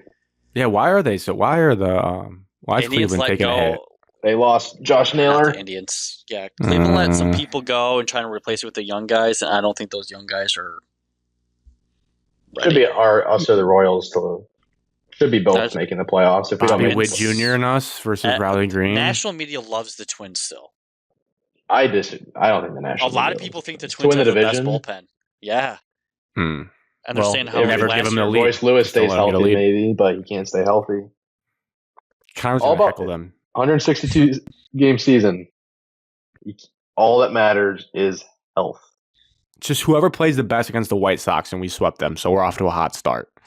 That's the goal. Just play the best against the White Sox. That's the goal. You gotta go 19-0 against the White Sox. And my last thing, Evan, this is the tee up for you. I know Torque's been incredible. I'm fine. Like people overreact too, it's part of it. It's fun. I saw like Tigers fans online being like, "Oh, this man deserves all the apologies." It's like, well, like let's wait a little bit longer. I would agree with you there, Grant. You got to wait a little bit longer. It's great to see. Trust me. As somebody that's driving the fan bus, it's happy to see. Yeah, and I do think eye test wise, he looks back. I know there might be more of that, but like seeing a lot better. There's the stance. his reaction times. It's just like it looks like I used to watch his Arizona State hype videos, and I was like, this kind of looks like he's just letting it rip, and he's like hitting all sorts of pitches out. And those liners, that was his Arizona State. Those balls get out in a hurry for him, so he looks it. But I do think, Evan, this could be the storyline for the year. Is like we didn't consider like what if this gritty Tigers team had 2 former first overall picks come back to life. Imagine how much better they can be after that. Mize and Torque, because they both look good through the first 10 or so games. So, and those are your guys. So that'd be awesome. Yeah. But I think that's an underrated storyline that we may not have fully considered, that what happens to this team with all the talent if they get 2 first overall picks back to kind of form. Not their expectation level, but like back to being pretty good. All you got to do is just be average. Bat 250, hit 25 home runs, 70 RBIs, be average. And you'd be a top whatever player in the Central and be batting 3rd or 4th in the lineup all year. I mean, the Mize way is much more shocking to me than Torque coming back to life. And obviously, it's only 2 starts, I know. But the injuries and his ERA always bouncing above the 4.5. It's incredible to see. And Torkelson increases velocity. He's got that strikeout factor again. But the Torque thing, I mean, I really do. I mean, I criticize everyone I watch play, but I never root against you my criticize players. People? No. You know, I would love to see Torque do good, and it just reminds me very different levels of comparison. You know, I watch a lot of Brewers games with Yelich, who sucked. He went from MVP to sucking, and he was an all-star again. It's like it kind of gives me vibes of Torque just seeing the ball so much better. It's not swinging at all that shit above his eyes. He's quicker reaction time. It's nice to see a plan in action. Yeah, and like if people were being overly mean to him, that's one thing. But like it was fair to criticize, saying he kind of did look the part of a first overall pick that was going to be a bust. There was like no ways about that. He did get done dirty by the organization. He was like kind of like the scapegoat for how disgusting the end of the Avila era was, where we needed to throw him up as the beacon of hope when the team wasn't good enough and he probably was still too young. But like the fact that last year, age 24, 25, you're getting sent back down to the Mud Hens. I mean, that happened last year. Like it was very fair to be like, well, we can't expect anything long-term from him. So it's just been awesome to see, because I think everyone's rooting for him. Like overall, he seems like a very likable guy. He did deserve to be sent down, though. It's not like he. Yeah, that's what I said. Yeah, like it was all. It is what it is what it was, and even in the playoffs, like we kept winning, so we kind of hit it. But like he didn't play great there, well. So bad base running. We had the off-season jokes about like he's not watching film anymore, but maybe that was the key the whole time. Don't need to dial into as much video. Just see ball, hit ball. You're a beast. You were the number 1 overall pick. Forks up, Arizona State Torque. Like let's just let it rip. So hopefully it keeps going. Let's end the show here with some Masters preview and picks. Oh. We have favorites and the long shots. But overall storyline, it seems we're doing the bit again. And thankfully he's not on the show to try to convince us. It sounds like it's Rory McIlroy's tournament to lose. Everyone's doing the thing again where Rory gets the green jacket. And again, I want to say, I just don't think it's going to happen. He probably won't putt well enough. But do you see it, Connor? Does this seem like the time? I think this is the first time I've never been like believed in it to happen. But man, now it's the time after the Bryson heartbreak in the U.S. Open. Yeah. You got to think he's in the I don't know, man. Maybe we'll get another weird person like a Robert McIntyre that comes away with a green jacket. I hope not. I think everyone should be rooting for Rory to finally get on back. I love Bobby Mack. You shouldn't have picked him. I would have been behind like anyone else, but I love Bobby Mack. Jason Day comes rolling away with a jacket. Jason Day was up there a couple years ago. I'm not last year. Last year? Or was it it was not last year. It was last year or 2 years ago. He was the year top 3 leaderboard going into Sunday, and he fell off, hit a brick wall +8 on Sunday. Give me one moment. We'll go to the lovely Masters website. He lost me a lot of money on our Masters pool because of that. He was T30, T39, miscut. 2019, he finished in 5th. Yeah, but he finished. He was at like +8 Your Tiger one? point. No, the plus Yeah. one of those plus 30s, he was up there and he fell off. Oh, yeah. Okay. In 2023, he shot 67, 72, and then shot 74 and 80 He shot close the 80 week. on Sunday. Just 80 on Sunday.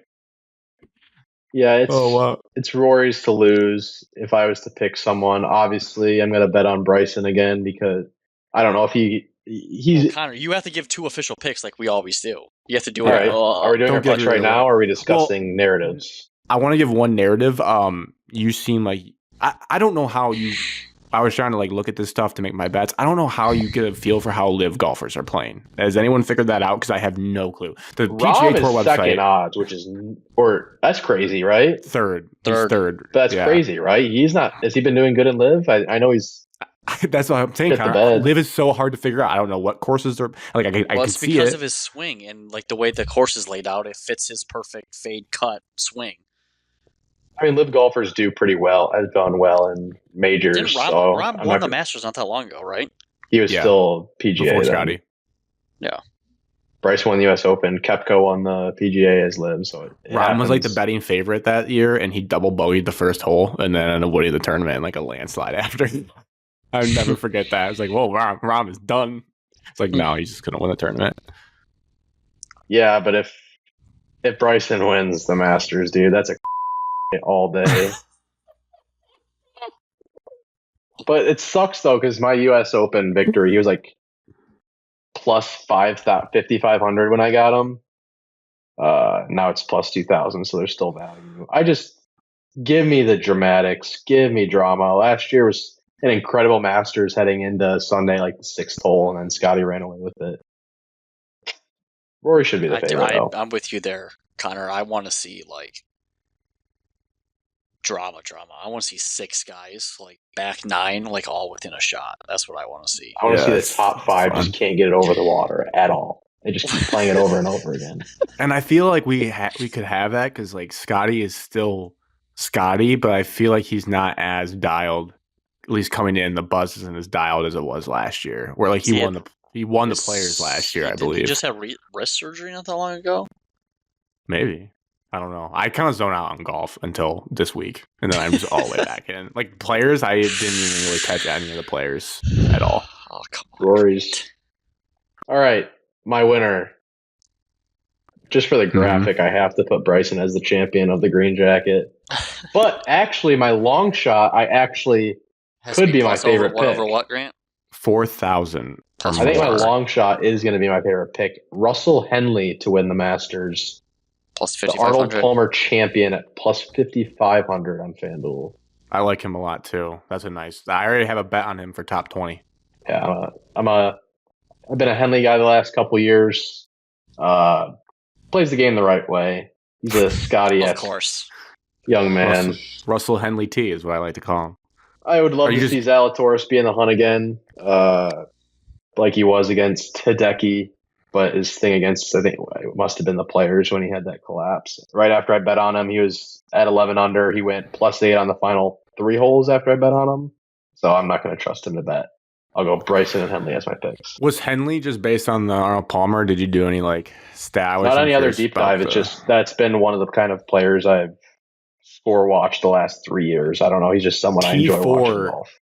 T4 in 2023, Connor. Last year was T38, but T4 in 2023. And I picked him in my last couple Masters pools. Yeah, I like him.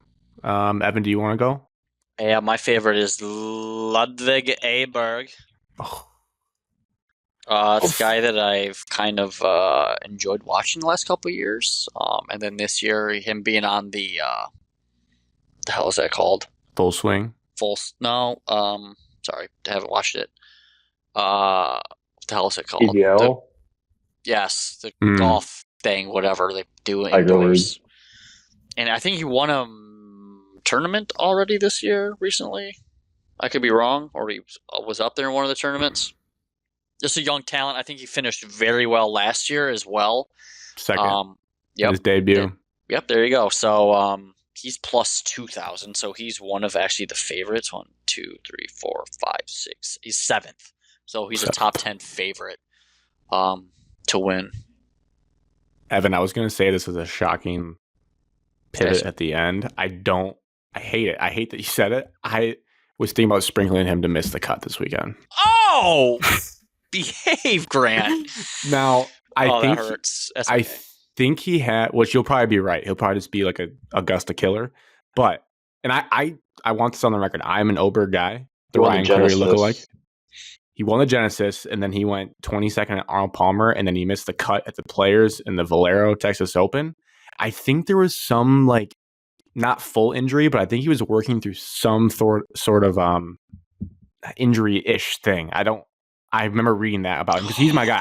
I like him to win a major this year. I think for sure he wins a major. I just have this weird feeling that the hot Sweden came in, finished second in the Masters, and he gets humbled this year with his recent form. And I might sprinkle a miss because that's going to be plus money for sure for him to miss the cut. I might, and I just didn't want to do that to you, but I like him. I don't know if you this is a sprinkled weekend Bryson to miss the cut last year. I feel like that was I don't think I did because I feel like I never do make or miss cut bets normally. But I'm into it. What was your Byung Sun or whatever last year? Oh, Byung hung on was a first round leader, and he was like charging. He was close, and then Bryson took it. Plus 300, Grant, if you're interested on DraftKings. I think I might have to put at least like $15 on that. Just this. Jesus. I don't know if you can do over-unders of like finish outside of top 20 because I could do that as well. That might be easier to do. Missing a cut is not. It's tough for a guy like that. He's a really good golfer. Paul Casey's not in the field, so I don't really have that many long shots. Why is he not in the field? Is he getting invited? Correct. No. Damn. Spaced out. Too bad. Yeah, I just lost it. I have just refreshed. Now I can't find the Masters on here. I'll save you some time. I was looking at Live Golf. Joaquin Niemann has played in 5 events and won 2 of them for Live Golf. He's leading the Live Golf points. And Sergio's also won an event. And John Rahm is 3rd. Those are your top 3 from Live Golf this year in terms of rankings. 2 out of the 3 are Masters champions. Correct. Because Joaquin, I saw, was at plus 4,000 at that cutoff point. And that's what I was wondering, like, how do you get that high? He must be doing well in Live Golf. Well, Evan's finding his little saving grace underdog. Who's your champ? Grant, who do you see hoisting the jacket? I think it's Colin Morikawa's time. Oh. I think he's playing well. My backstory of this, I always sometimes if I'm on my game, I'll go dive into the stats of golf and try to figure it out. Sometimes I just blindly pick guys that I like. I watched, there's a cool video on YouTube of Scotty Scheffler breaking down every hole at Augusta. It's about 28 minutes. And he kept preaching that driver accuracy is so important at Augusta. Even more so than being able to hit it far. It's helpful to hit it far, but accurate with your driver, from the tee box to the green. Because I think everyone was always oh, Augusta, you got to be able to putt, you got to be able to scramble, which you do. But hearing him say that, so I started looking at stats, who's playing well in those areas. Morikawa has been doing great there, and he's been really good at greens and regulation is a huge thing too, just because then you don't have to scramble nearly as much. So I'm riding him. He's due. 2022, he finished 5th. 2023, he finished T10. Last year, he was T3. He's always, so maybe this is the time he doesn't do well. But also got 2 majors. I don't know if I'd say he's due. Well, for a Masters, I feel like he's on the doorstep of this tournament. He's going to be in the mix. I have to feel on Sunday, he's going to be there. I definitely will bet him I bet him top 10. That's my hedge. I normally don't do a winner. I know that's lame, but I just like having a guy, even if he's not going to win. If Scotty runs away with it, I hate not having some juice to root for on that day. So I normally do top 10s and top 20s. So I like him top 10. I think it's plus money, a little bit over plus 150 or something. So I'm in on that. Morikawa. I love him too. I think he's there. Doing a Masters bet with someone at work, and I got my top 3 were Rory, Morikawa, Bryson. So I will be riding the Morikawa train as well. Nice. Evan, you got your underdog, or do you want me to go?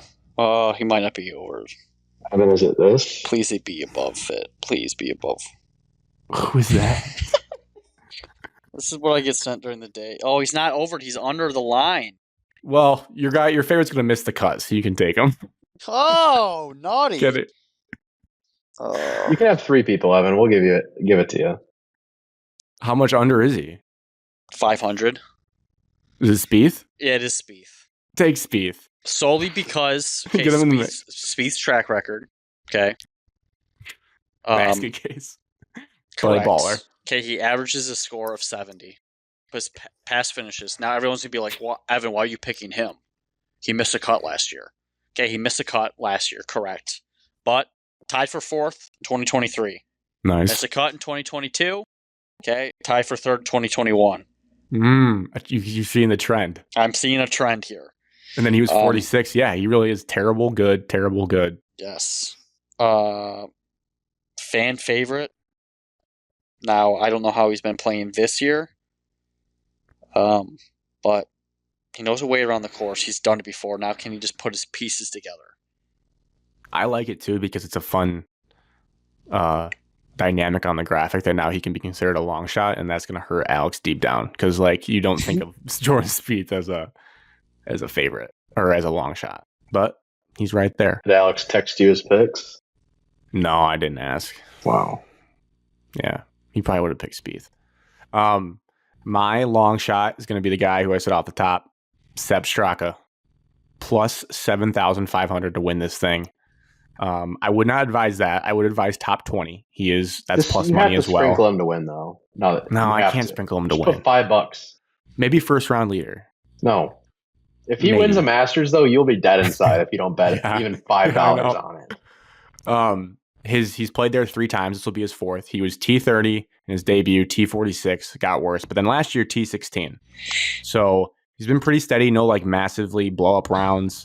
I guess he shot 78 in 2023. But besides that, he's been pretty steady around par. His stats also bared out from the stats I was looking at that people were saying matter.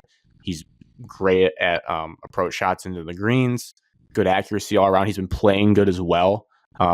If you look at like the results through the first couple of events so far in the PGA Tour, he ranks pretty high in all of them. He's playing well by like top 30 finishes. He's not really like competing to win. He did win an event, the American Express. Yeah, that's what I'm saying. And if you look at the official world golf ranking, he's like a top 15 player. Like I think he's just like a sneaky lurking there. Like people don't really think, but he could be our generation's Shane Lowry. He's second in the FedEx Cup. Yeah, I'm telling you, Sepp Straka is a big deal, Connor. He's coming. It's going to be a Ryder Cup staple, but I think he's going to have. I think he's going to have a nice week at Augusta. So maybe I might sprinkle a little bit of money on him just because for good vibes. Yeah, right now I have Morikawa top 10, Straka top 20, Henley top 20. Do you guys know what time your boys are teeing off? Sepp is 145. Ooh, I haven't seen 2 times yet. They're out. DeChambeau's 123. He's with Lowry and Matsuyama. He's one group after my boy Aberg's group. Aberg's with McIlroy, though, so a lot of eyes, a lot of TV on that. And that is very excited for extended Masters coverage this year. Not just getting the Amen corner, or is it Amen or Amen corner? Amen corner. Amen.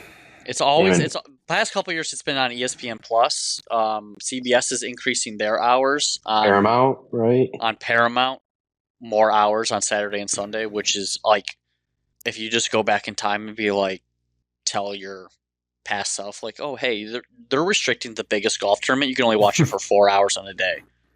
That's crazy. This is asinine. Wait, so Thursday and Friday is the same then? It's just Saturday and Sunday is different? I've the last couple of years, hand up, I've always been able to watch Masters coverage just about all day. Mm-hmm. There's feature groups, so you can watch certain holes here and there on ESPN Plus just about all day. You don't miss too much. The national cover, like a regular national coverage. Correct. It's the not feature groups. That starts up. I think ESPN's a little bit earlier than everyone, like noonish. I think 1-ish. Still pretty solid. Yeah.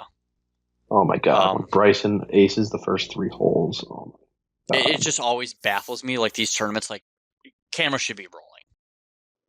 And I think even the purest golf people, you don't need like commentators. Mm-hmm. Like we just need a tracer and somebody hitting a golf ball on our TV, and we'll be happy about it. Yeah. Like I don't need you to cut away to the freaking whatever it's called and see the caddy and Scott Van Pelt talking about shit nobody cares about. I do need a score bug though. I gotta see I agree what with you. doing. But we also have our phones there. So If we it's can. It's different. if it's Vern Lundquist, I'll take it. He makes it better. I think he's officially retired from the Masters. He probably is, but It's Jake if Marsh. he's around, Time to mute. Jake Marsh is not doing golf. I know he'll be there Sunday though, watching it. I have to give you guys. Do you guys apply for tickets every year? No, No. I have to forget to. I should. I mean, it's not Gosh. like it's not hard to do. I need to give you. Let's see, my yearly flyers for first round leader. I'm still workshopping this, so I was trying to look at the tee times, but didn't have enough time. This is how sweaty PGA stats can get. So I always base. This is how I almost got Byung Yang last year. Benny Yang, they call him Benny, but they have averages based on if you go out later in the day. Like how good do you score if you go in the back half of golfers? Which is just seems crazy. But JJ Spawn is the top 5 when going out later in the day. I do not care for that guy. Is he in the? We're talking field? about a first round leader, Connor. You have to think that like how many first round leaders? Yeah, he's going off around noon, so he qualifies for the back half. And then my guy Sepp, unfortunately, he's the best at going out early, but he's going out last, so not a good start for him. He is There was going a- out last. So there was a- Saturday at round 2 leader. Saturday round 2 leader potentially, and then what was the other scoring? Who's the 946 tee time? Who's like round 940 tee time? That's who I'll bet on. I tell you right now, I got all of them. I got No, all of because them. normally Connor, it's like a middle of the pack group. Like normally, Oh, no one buddy, goes I'm out and sorry, just I'm lights just it up. on this. You got Grant's guys, Morikawa and Neiman are right at 947. No, I gotta pick one of those though. That's my gut. McIntyre, Horschel, Dunlap is at 936. Patrick Reed, your favorite guy, at 925. Mickelson, Jason Day, Keegan Bradley, Scheffler, JT are teeing off 1015. Spieth 1026. Minwoo Lee. We'll go Minwoo Lee. No, Connor. Sorry, I like fine. Minwoo is fine, but look at this. These stats don't mean shit, dude. It doesn't predict they what's do. gonna happen. Evan, tell me when Russell Henley tees off. I'm already looking at it, so you don't have to. But I want you to find it, Oh. just to really sell this pitch to Connor. Well, I believe in Russell Henley, so All right, well, I'll use the stats to make a case. Russell Henley tees off in the afternoon with Koepka at 1250. 1250, which means Connor, there's only 5 groups after him, so he's middle of the day pack. He's going to finish around that time. 5 We look groups at this. after is not middle of the day. Towards the end. That is the So Basically, his yeah. round 1 scoring average. So his first round, he ranks top 5. Russell does well in first rounds. Okay. Now stay with me. We go back to late scoring. So if he tees off in the back half of groups, he's top 6. So he lays first round, late in the day, Russell Henley, round 1 leader, Augusta. Russell Day Henley's out there bar hopping on half off on Wednesdays. He needs that late afternoon start because he's All right. going over on Thursday I'll morning. bet that with you. Russell Okay. Henley. So my bets will be Russell Henley first round scorer. I'll dabble him champ, Bryson champ, and Seth Straka top 10. And don't forget, Grant has my boy missing the cut. Oberg He's plus missing the 3. cut. Yeah, I might have to bet it because you can't do Connor. Is like you've seen it. You can't do like under top. You can't do unders really for golf. You can't do like I think know. he'll do worse than 20th. Correct. I You also can get love sweaty. fading your bets, so maybe I'll You can just bet, fade all like, of them. Which guy from which country's going to win or like finish the lowest? You can do country. Yeah, like who's going to Do be the country lowest? Like the Spaniard, best, right? who's going to be the best? Oh, Englishman, okay. Who's going to be the best American to finish? Can you bet on which country wins or which? I don't think I've ever seen that. Maybe. There's no other way to fade someone other than saying they'll miss the cut. I believe. Yeah. Only you can Yes, like it's just fade a that. golfer. Grant's basically taking his under. Oh, you can do matchups though. I might just do You can do who's first matched up, and you but can pick. some people are like matchups. It's like you can't like pick your matchups. It's kind of more like Yeah, but he'll be paired with a good golfer because he's top 7 and not. So he probably will have a sick weekend. I look like an idiot, but if there's ever a weekend, I Aberg. think You're talking about my boy. Oberg will Oberg. probably have a good weekend. Oh He yeah, probably will. he's with McElroy all week for the first 2 days. So he's for sure going to get cut because he's going to be so nervous being paired with The He doesn't camera. get nervous, bro. Balionis is going to be all up in that group, just like, hey, what's going on? And he's like, oh my God. All right, I'm excited though. I gotta get my bets in before Thursday, and then Russell Henley on Thursday, baby. If he hits that, then you win the whole tournament. Like you put $5 on that, you win like $300. It's impossible to get Might as first well round put leaders, 15 on it then, right? right? No, because I was heartbroken last year by Benny on How much did you put on him? like 5, and it was like the payout 300. Because like, who thinks that they're gonna lead round one? They're like, unless you're a top golfer, like Scotty's probably not Bet crazy Corey odds. Connors to miss the cut. That's your hot tip. He Canadian? He gets paired with Brian Harmon. Yeah, does Russell Henley like to play fast because he's with Brooks? So we need to factor that in, Connor. Russell, I believe in him no matter what. So Well, I'm just going to look at what this is right now. Round 1 finishing Not in the position. field? No, He he's is. plus. He's I in see there. him. He's got 23. Tiger's He's with- old caddy too. He's with Matthew I Fitzpatrick. feel like you know what? If you're gonna make a graphic for this. For They made Twitter, Kepka tee off right after And- Cantley. I want you to put Assholes. Cantlay as Gilly's pick. I feel like he's a Gilly Where's guy. Russell? Okay, Russell's plus 5,000. $5 to win 255, Connor. Oh, that's so To good. win to That'd be lead some after nice the stuff. first round. Yeah, Russell Henley. Oh, I'm doing it I right don't see now. how that doesn't hit though. That's easy. Group Like, ride. yes. You also can do end of round top 5. Like if we want to hedge, you can do that. But if you want him to be the leader, then you. He's either gonna be top. He's either gonna be leading or he's gonna get probably cut. 10 What over. is his End of round? round 1 leader. Where's Okay, Russell Henley? But if you want to do this though, guys, end of round 1 top 10 is plus 450 still. Like that's pretty juicy. Are you only a DraftKings guy? No, I'll do both depending on price, but I'm on DraftKings right now. I should go End back of to round ESPN top Bet. 5. That's where all my luck was. Yeah, like End you of round put top 10. you put $20 on Henley to finish top 10. That's a 110 payout. That's not bad at all. Even like if you wanted to put a decent amount of money, Bryson top 10's plus 160. Yeah, I'm not going. I can't do live Wait, golf. Justin Connor. Thomas is top 10 odds. Plus Yeah. 300 after round 1. You could pick somebody ridiculous just to have one Fred good Couples round. playing. Yes, he is. He's teeing off at 9 o'clock. I saw that.